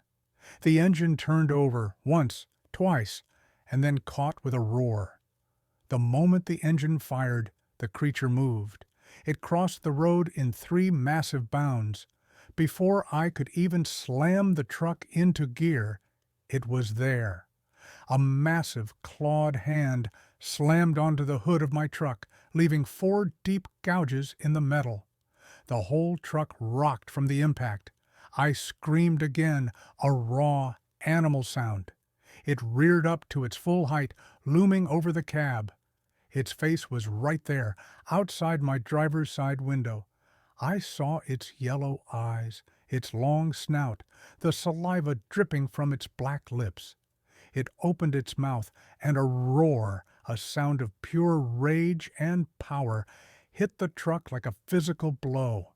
The glass of the window vibrated. I stomped on the gas. The tires spun on the gravel, kicking up a shower of rocks. For a terrifying second, I didn't move. Then the tires bit, and the truck lurched forward. There was a horrible scraping sound as the creature's claws dragged down the side of my truck. Then I was free. I was moving. I didn't slow down. I floored it, fishtailing down the narrow logging road. I didn't dare look in the rearview mirror. I just drove, my knuckles white on the steering wheel, my body shaking uncontrollably. I drove for miles until the logging road hit the paved county road.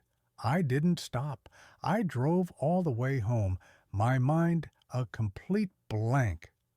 When I got to my house, I pulled into the driveway and just sat there for a long time, the engine running, the headlights cutting through the dark. I was covered in sweat and scratches. My clothes were torn. I was shaking like a leaf. I finally got out of the truck. In the light from the porch, I saw the side of it. There were 4 long, deep scratches running from the driver's side door all the way to the tail light. The metal was peeled back like a can. On the hood were the 4 deep gouges from its hand. I never went back to those woods. I sold the truck a few months later. I told the buyer I had hit a piece of road machinery. He believed me. I gave up hunting. I gave up hiking. For years, I couldn't even stand to be in my own backyard after dark.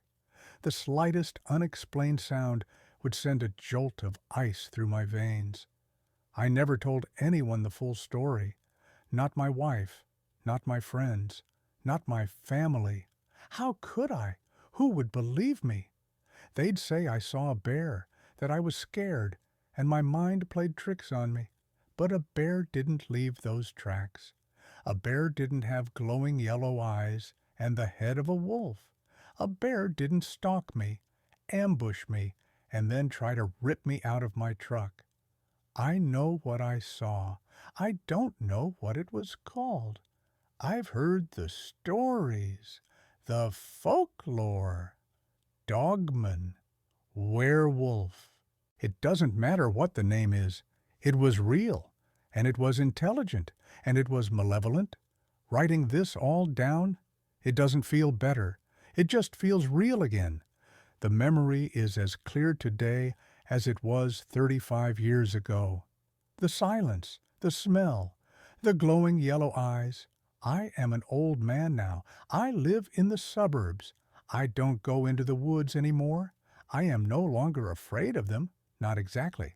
I just have a profound and unshakable respect for the fact that we do not know everything that lives in the deep, dark places of the world. And sometimes it's better not to find out. Name withheld. The first year my husband and I were married, we bought a little house on 5 acres of land. It was in a rural part of Ohio, surrounded by cornfields and patches of woods. It was our dream. We were young, in love, and we finally had a piece of the world to call our own. The previous owners were an elderly couple who had moved to Florida, and they'd left the place in perfect condition. It was a small, 1-story ranch house with a big porch and a detached garage. The property line at the back of our land was marked by an old, somewhat rickety wire fence, and beyond that was a dense stretch of woods that went on for miles. We loved it. We loved the quiet, the privacy, the feeling of being away from everything. We had a dog, a goofy golden retriever named Cooper, who loved it even more. He had acres to run and explore. For the first 6 months, it was idyllic. We'd sit on the porch in the evenings, watching the fireflies, listening to the crickets, and the distant lowing of a neighbor's cows. It was peaceful. It was exactly what we had wanted. Then things started to get strange. It started with Cooper. He had always been a quiet, happy-go-lucky dog. He rarely barked unless someone pulled into the driveway. But one night in early September, he started acting up. He stood at the back sliding glass door, the one that led to the backyard, and just stared out into the darkness. His body was stiff, a low growl rumbling in his chest. The fur on his back was standing straight up. My husband Tom and I tried to calm him down. We figured it was probably a raccoon or a deer. It happened. We turned on the back porch light, but we couldn't see anything out there. Just our lawn stretching out to the dark wall of the woods. But Cooper wouldn't stop. He stayed at that door for over an hour, growling and whining, his eyes fixed on the tree line. It was unsettling. We finally had to close the curtains and lead him into our bedroom with us for the night. This became a new routine. Almost every night, around 10 or 11 o'clock, Cooper would go to the back door and start his low, menacing growl. We'd look, see nothing, and eventually have to block his view. It was like he was seeing something out there that we couldn't. A few weeks after this started, we began to hear it. It was a sound that didn't belong. We were used to the night sounds. We knew the yips and howls of the local coyotes. We heard them often. This was not that. This was a deeper sound, a longer, more drawn-out howl that had a strange, almost human quality to it. It was mournful and chilling, and it seemed to come from deep within the woods behind our house. The first time we heard it, we both just froze and looked at each other. Tom said, "What in the world was that?" I had no answer. It wasn't a coyote. It wasn't a dog. The sound was too powerful, too resonant. It made the hair on my arms stand up. When we heard it, Cooper would go absolutely crazy, barking and scratching at the door, desperate to get out or for something to stay away. This went on for weeks. The nightly ritual of Cooper's growling, followed by the strange, lonely howls from the woods. We tried to rationalize it. Maybe it was a new breed of coyote in the area. Maybe a neighbor got a wolf hybrid dog that they let run loose. We called our closest neighbors, but no one else had heard anything unusual or owned an animal that could make that sound. We started to feel less safe in our little dream house. The quiet that we had once cherished now felt menacing. The darkness outside our windows felt like it was hiding something. We started making sure the doors were locked as soon as the sun went down.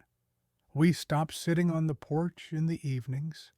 One Friday night in October, Tom had had enough.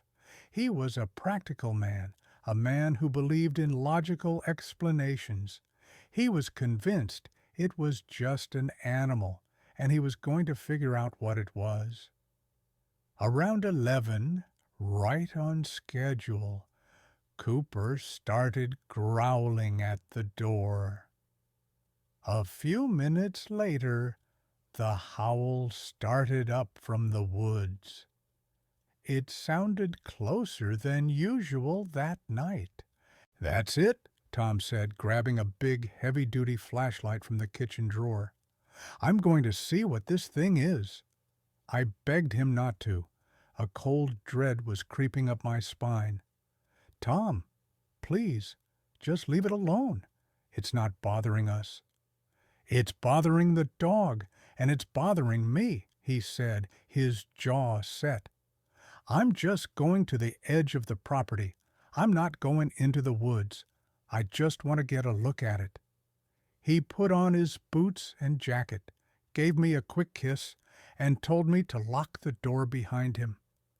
I watched from the kitchen window as he walked across the backyard, the beam of his flashlight cutting a bright cone through the darkness. Cooper was whining beside me, his nose pressed against the glass. Tom reached the old wire fence at the back of our property. He stood there for a moment, shining the light back and forth along the tree line. From the house, I couldn't see what he was seeing. I just saw the beam of light moving and his dark silhouette against it. He stood there for what felt like a very long time, maybe 2 or 3 minutes. He wasn't moving. The flashlight beam was fixed on one spot. Suddenly, he took a quick step backward, then another. Even from the house, I could feel the change in his posture. He was no longer a curious homeowner. He was afraid. He started walking backward, slowly at first, his eyes and the flashlight still fixed on the woods. Then he turned and started walking faster, breaking into a jog as he got closer to the house. I unlocked the sliding door, and he practically fell inside, slamming it shut behind him and fumbling with the lock. He was pale. His face was as white as a sheet, and his eyes were wide with a look I had never seen in him before. It was pure, unfiltered terror. "Tom, what is it? What did you see?" I asked, my voice trembling. He just shook his head, leaning against the door, breathing heavily. "Turn off the light," he whispered. "Turn off the porch light." I quickly flipped the switch, plunging the backyard back into darkness. "What did you see?" I asked again, grabbing his arm. It was cold and stiff. "Eyes," he finally choked out. "I saw its eyes." He told me he had been scanning the tree line when he caught a flicker of movement. He focused the flashlight on the spot. At first, he saw nothing. Then he saw the eye shine, 2 points of light reflecting the beam back at him. This wasn't unusual. Deer, raccoons, coyotes, their eyes all shine in the dark. But he said these were different. They were a strange color, a sort of amber orange. And they were high, way too high off the ground to be a coyote or a bobcat. He thought maybe it was a deer. But then the thing moved its head, and he realized it wasn't in the woods.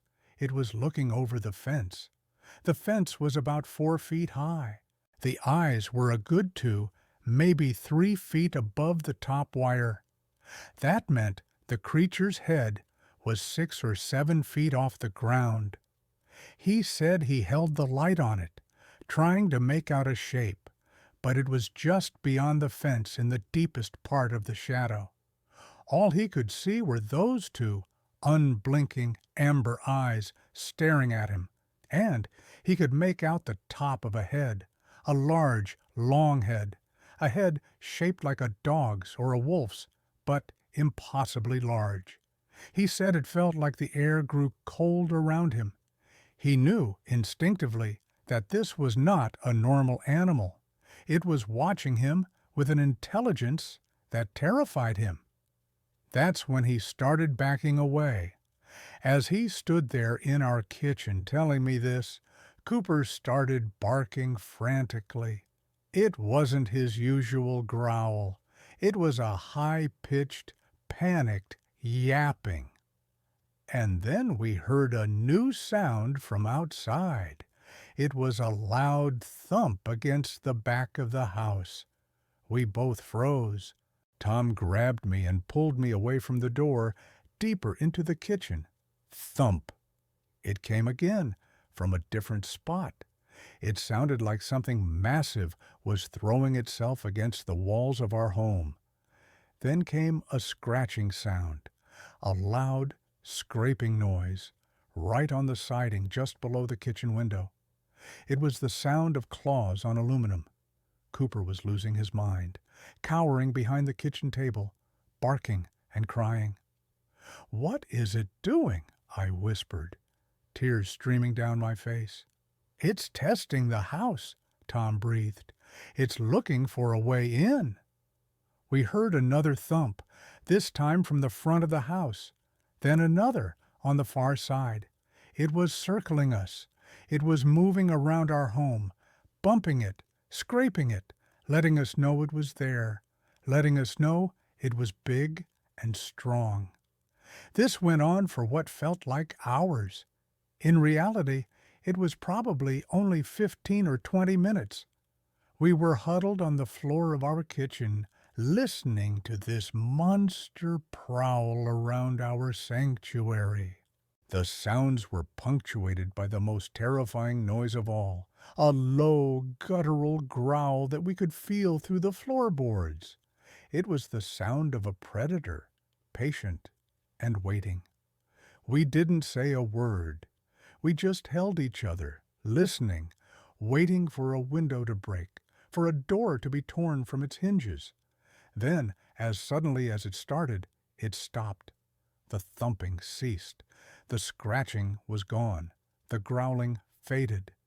We were left in silence, broken only by Cooper's whimpering and our own ragged breaths. We stayed on that floor for another hour, too afraid to move, too afraid to even speak. Finally, Tom crept to the front window and peered through the blinds. He saw nothing. The street was empty. He checked the back. Nothing, just darkness. We didn't sleep that night. We sat in the living room with all the lights on, a baseball bat in Tom's hands, until the sun came up. The next morning, we went outside to inspect the damage. It was worse than we could have imagined. There were huge, muddy paw prints all around the house.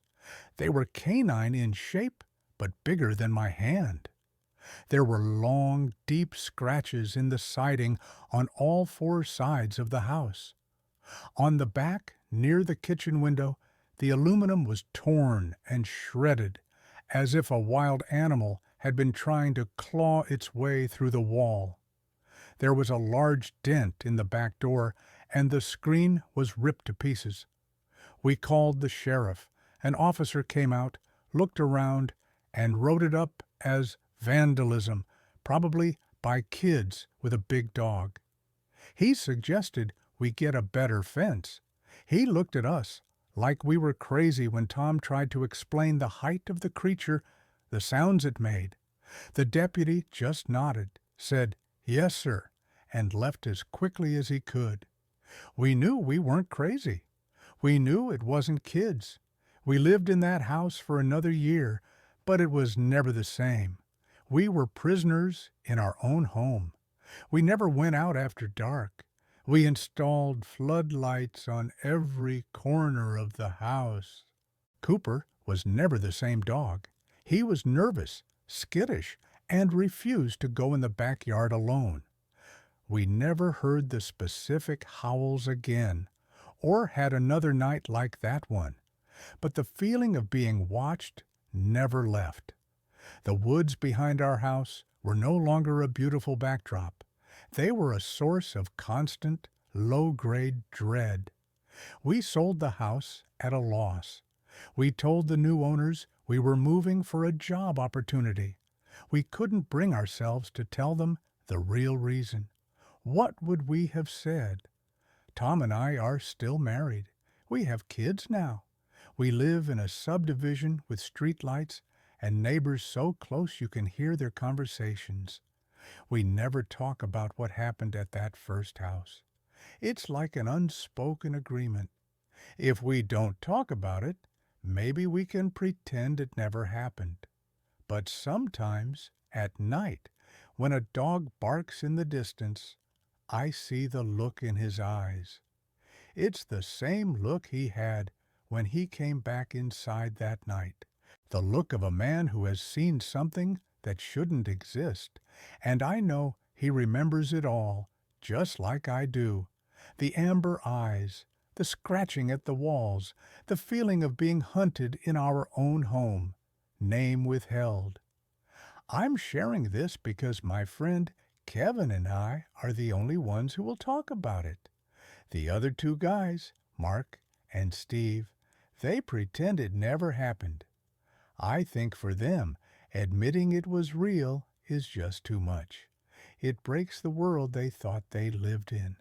For me, not talking about it is worse. It lets the memory fester. This was in 2005. We were all in our early 20s. We were idiots, but we were experienced idiots when it came to the outdoors.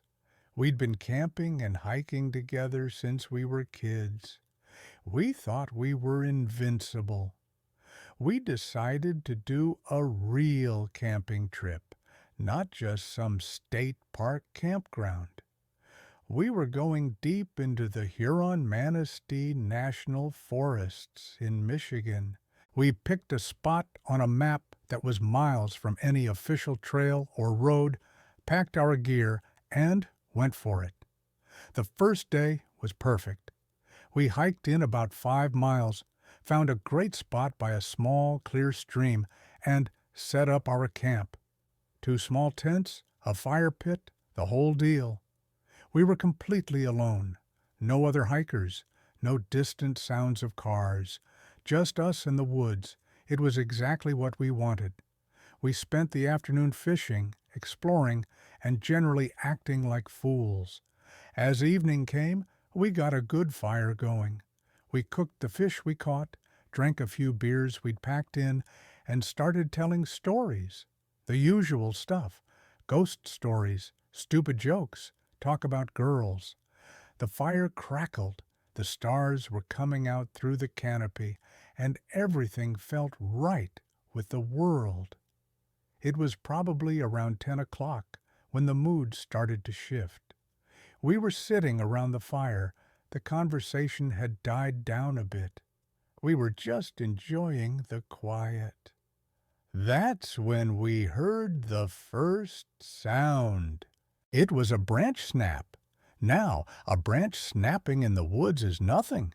A deer, a raccoon, anything could do it. But this was different. This sounded heavy. It wasn't the light crack of a twig under a deer's hoof. It was a loud snap, like a 2x4 breaking. It came from the darkness just beyond the ring of our firelight, maybe 30 or 40 yards away. We all went quiet. 4 pairs of eyes looked up from the fire and stared into the blackness. "Probably a bear," Mark whispered, trying to sound casual, but his voice was a little tight. We all nodded. A bear made sense. It was the only thing big enough to make that kind of noise. We made some noise, clapped our hands, and yelled a few things like, "Hey, bear, get out of here!" We were following the textbook procedure. Make your presence known.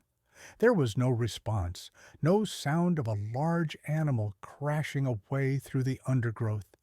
Just silence, a heavy, listening silence. We sat there for a few minutes, nobody talking. The comfortable quiet from before was gone. Now it was a tense, nervous quiet. Every little pop from the fire made us jump. The woods around us, which had felt so welcoming just minutes before, now felt like a dark, impenetrable wall. Steve, who was always the most practical one, grabbed his big Maglite flashlight. It was one of those old, heavy ones that could double as a club. "I'm just going to take a look," he said. "Don't be an idiot," Kevin said. "If it's a bear, you don't want to walk towards it." "I'm not going anywhere," Steve said, "just shining the light." He stood up and pointed the powerful beam into the direction the sound had come from. He swept it back and forth, slowly. The beam cut through the darkness, illuminating tree trunks, ferns, and fallen logs. Nothing. He kept sweeping the light, moving it further along the tree line that bordered our small clearing. And then he stopped. The beam froze. "Guys," he said. His voice was barely a whisper. We all stood up, moving closer to him, trying to see what he was seeing. We were all looking down the cone of light. At the end of it, maybe 50 yards away, stood 2 trees that were very close together. And in the gap between those 2 trees, something was standing. It was tall and incredibly thin, but it was solid. It was a silhouette against the deeper black of the woods behind it. It was hard to make out details, but we could see enough. It was standing on 2 legs, it had long arms, and its head was not human. Just as our brains were trying to process this impossible image, the thing moved. It took one quick step to the side, behind one of the trees, and vanished from the flashlight beam. We all saw it, all four of us. It was only there for a second, maybe two, but it was enough. "What was that?" Mark stammered, his face pale in the firelight. Nobody answered. We were all in shock. Steve was still holding the flashlight on the spot where the thing had been, as if expecting it to reappear. Then a new sound started. It was a low, chittering, clicking noise. It sounded like a recording of insects played at the wrong speed, mixed with a wet, guttural clicking. It was coming from the woods, but it seemed to be moving. First it was on our left, then it was behind us, then on our right. It was circling us, and it wasn't just one. We could hear it from multiple directions. Panic started to set in, real, primal panic. We were miles from our car, miles from any help. We were in the dark, surrounded by things we couldn't see and didn't understand. Kevin was the first one to snap out of it. "The car," he said, his voice firm. "We need to go, now." "What about the gear?" Steve asked, his voice shaking. "Our tents, the packs." "Forget it," Kevin yelled. "Leave it all. Just go." That's when the scream happened.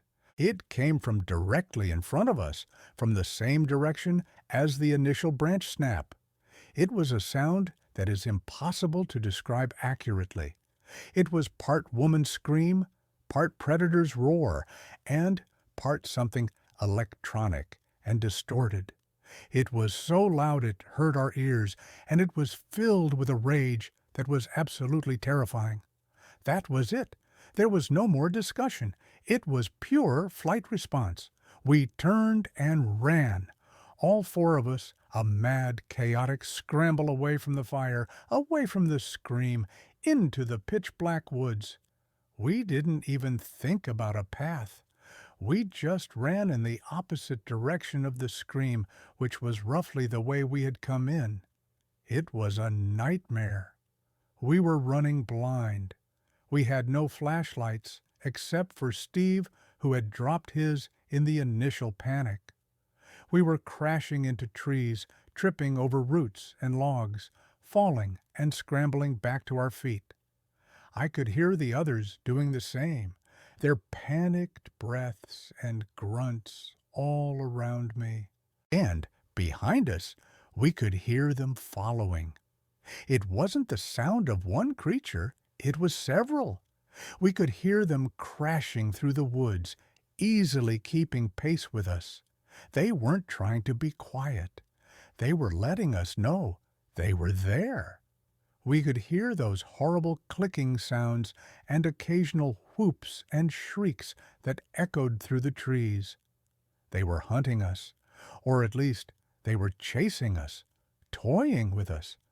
I remember thinking, this is it.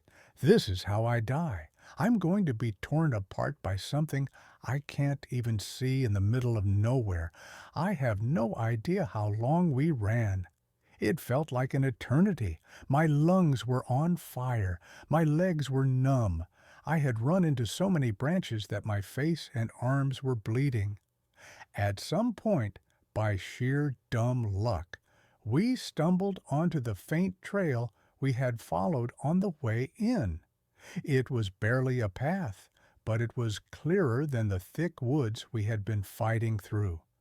We followed it, our pace quickening slightly. We could still hear them behind us, shadowing us, never getting closer, but never falling behind either. It was like they were herding us, pushing us out of their territory. I remember seeing the moonlight reflecting off the windshield of my car through the trees. It was the most beautiful sight I have ever seen. We burst out of the woods and into the small dirt parking area where we had left our 2 cars. We didn't stop to talk. We just scrambled for the doors. Kevin and I piled into my car, Mark and Steve into his. I fumbled with the keys, my hands shaking so violently I dropped them twice. I finally got the door open, got in, and hit the locks. As soon as the engine roared to life, I cranked the headlights on full blast. They illuminated the edge of the woods where we had just emerged. There was nothing there. The sounds had stopped. The woods were silent again. We peeled out of there, spraying dirt and gravel everywhere. We drove for 20 minutes without saying a word until we hit a paved road. I pulled over and Mark pulled up behind me. We all got out of our cars, standing in the middle of the road under the cold, indifferent stars. We were a wreck. We were all bleeding from cuts and scratches, covered in mud, clothes torn. We just stood there, looking at each other, all of us breathing hard. "Did you see it?" I finally asked. Kevin nodded. "Yeah, I saw it." Mark and Steve just shook their heads. They wouldn't look at us. "I didn't see anything," Mark said, his voice flat. "It was a bear. We panicked." "That was not a bear, man," Kevin shot back. "You saw it. We all saw it." "We saw a shadow," Steve said quietly. "Our minds were playing tricks on us. We got scared. That's all." And that was it. They shut down. They refused to talk about it. We drove the rest of the way home in silence. The next day, I tried to call Mark. He didn't answer. I called Steve. Same thing. They had decided on their version of reality, and we weren't a part of it. Our friendship, a bond we'd had since elementary school, was just over, broken by 20 minutes of terror in the woods. Kevin and I talk about it sometimes, usually late at night, after a few drinks.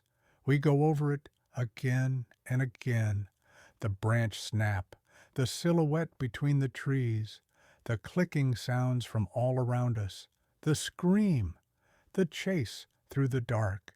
We don't know what they were. We've looked things up online. Dogman, Wendigo, crawlers. None of it fits perfectly, but it doesn't matter. We know they were real.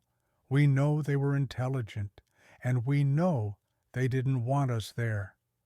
I never went back for my gear. It's probably still out there, rusting and rotting away by that stream. I don't camp anymore. The woods don't feel peaceful to me. They feel like a place with a border I crossed once and was lucky to be allowed to cross back over.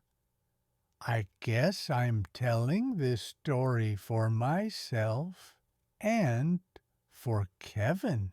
To say that we're not crazy, to say that it happened, and to warn anyone who thinks they are masters of the woods, who thinks they know everything that's out there. You don't. And there are some places you're just not welcome. Name withheld. For 15 years, I worked as a backcountry ranger for the Forest Service. My territory was a vast remote section of a national forest in the Pacific Northwest. It was a job I loved. It was solitude, but a good kind of solitude. I was responsible for trail maintenance, checking on remote shelters, and generally just being a presence in areas that most people never see. I was comfortable being alone for weeks at a time. I was trained in survival, tracking, and first aid. I carried a radio and a sidearm. I thought I was prepared for anything the wilderness could throw at me. The job taught me to be observant, to notice things that are out of place. A freshly broken branch, an unusual track, a change in animal behavior. These are the things that tell the story of the forest.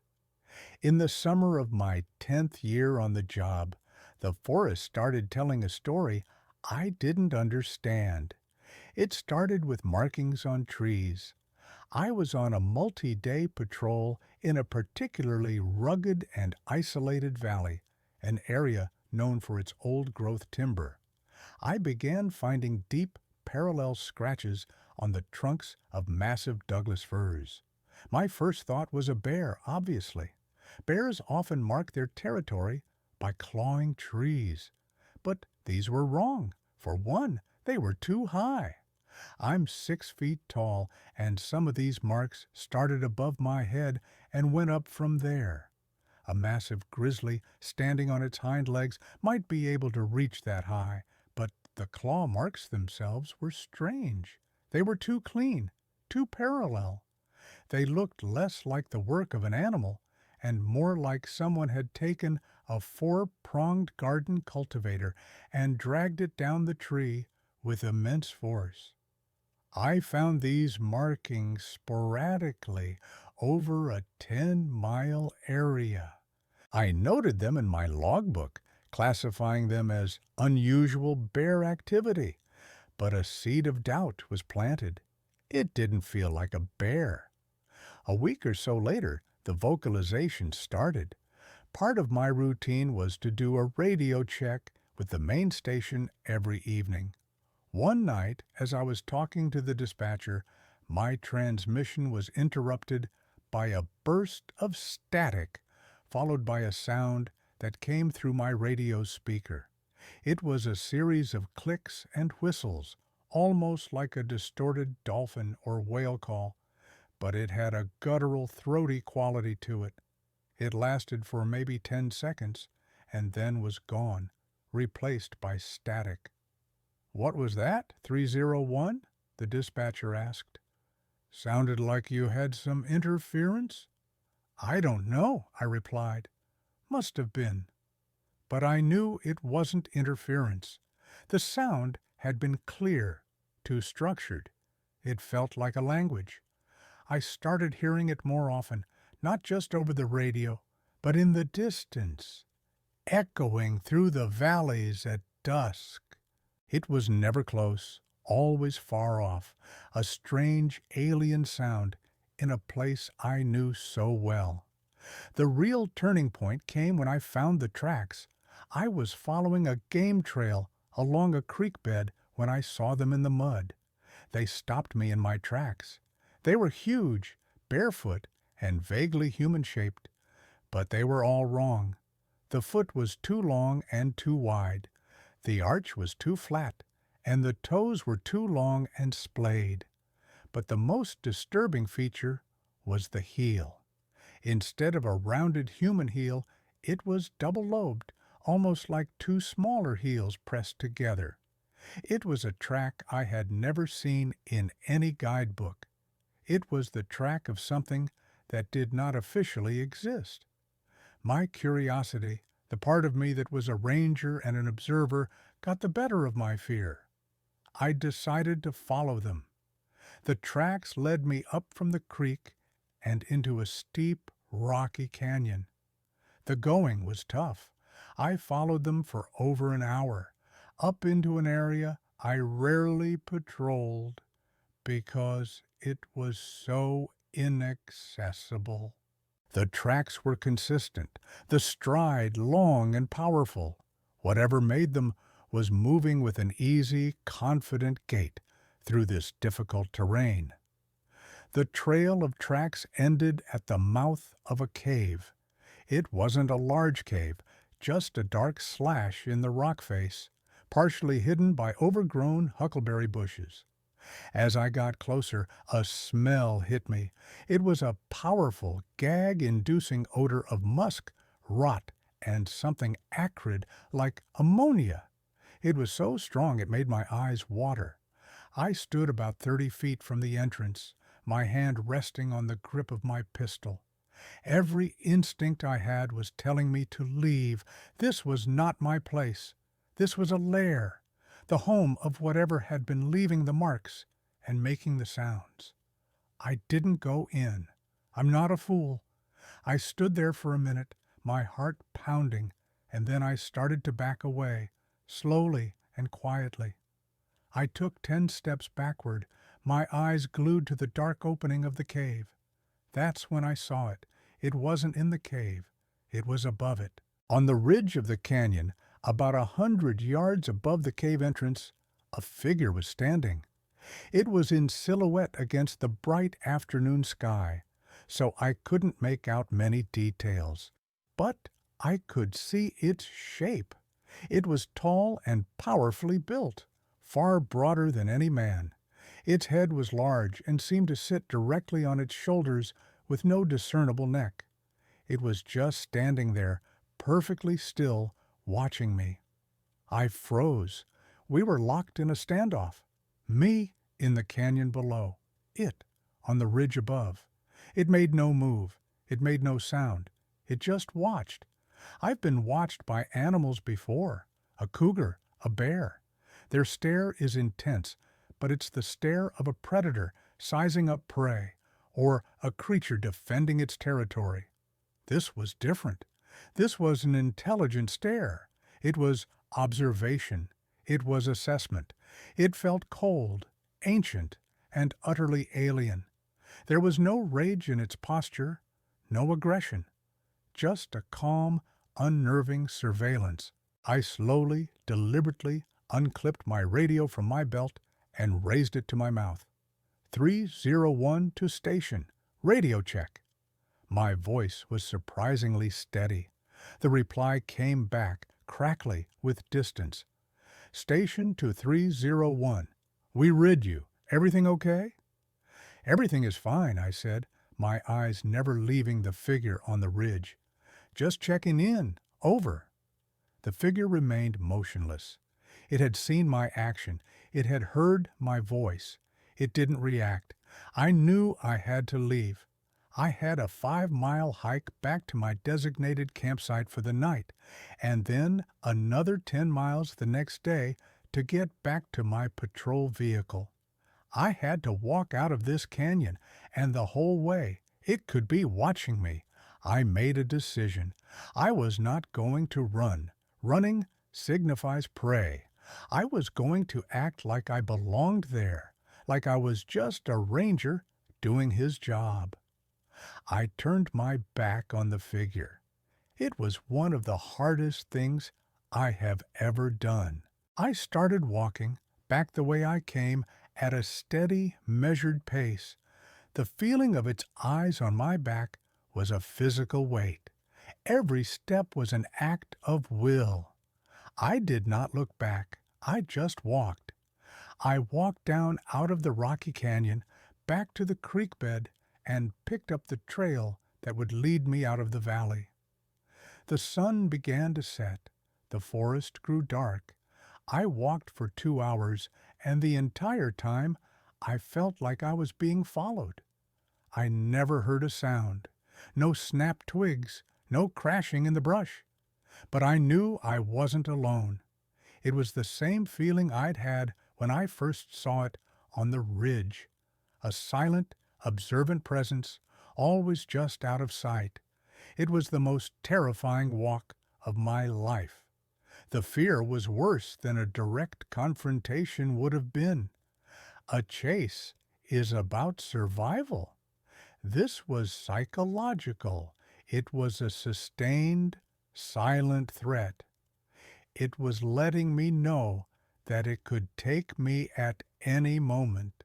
It was letting me know that I was in its world, and I was alive only because it was allowing me to be. I made it to my campsite just as full darkness fell. I didn't build a fire. I didn't want to advertise my position. I didn't get in my tent. I sat with my back against a large tree, my pistol in my lap, and I waited for the sun to come up. I didn't sleep for a second. I just listened to the sounds of the night, trying to pick out anything that was out of place. But the woods were quiet. Too quiet. The next day, I hiked out. The feeling of being watched lessened with every mile, until finally, when I reached the logging road where my truck was parked, it was gone. When I got back to the station, I filed my report. I was careful with my language. I mentioned the unusual tracks, the vocalizations, the tree markings. I reported seeing an unidentified bipedal primate at a distance. My supervisor read the report, looked at me over his glasses, and said, "You must have been in the sun too long, son." The report was filed away and never mentioned again. 2 weeks later, I requested a transfer. I took a job at a park closer to the city, a place with paved paths and picnic tables. I left the deep woods behind. I couldn't do it anymore. The solitude I once loved had been tainted. It was no longer a peaceful emptiness. It was a watchful one. What scares me to this day is not the thought of a monster. It's the thought of that cold, intelligent observation. It wasn't a rampaging beast. It was a resident. It was something that lives in those mountains, something that sees us come and go. It watched me. It understood what I was, and it chose to let me leave. I wasn't a threat. I was just a trespasser, and it was giving me a warning. I'm not trying to convince anyone. I'm just telling you what I experienced. There are things living in the wild places of this world that are not in any biology book, and they know we are there far more often than we know they are. Name withheld. And with that, we have come to the end of our time together. A genuine thank you to Paul, to the couple from Ohio, to the camper from Michigan, and to the former ranger for trusting me with their experiences. And thank you to everyone who took the time to listen. If you enjoyed these stories, please consider liking the video and sharing it with someone you think might appreciate it. If you are new here, think about subscribing for more content like this. I read the comments and I truly appreciate the respectful conversations that happen there. It's a great community and I'm thankful for every one of you. As always, take care of yourselves, take care of each other, and stay safe out there. Watch over your loved ones. Keep your head on a swivel. Until next time, my friends, good night.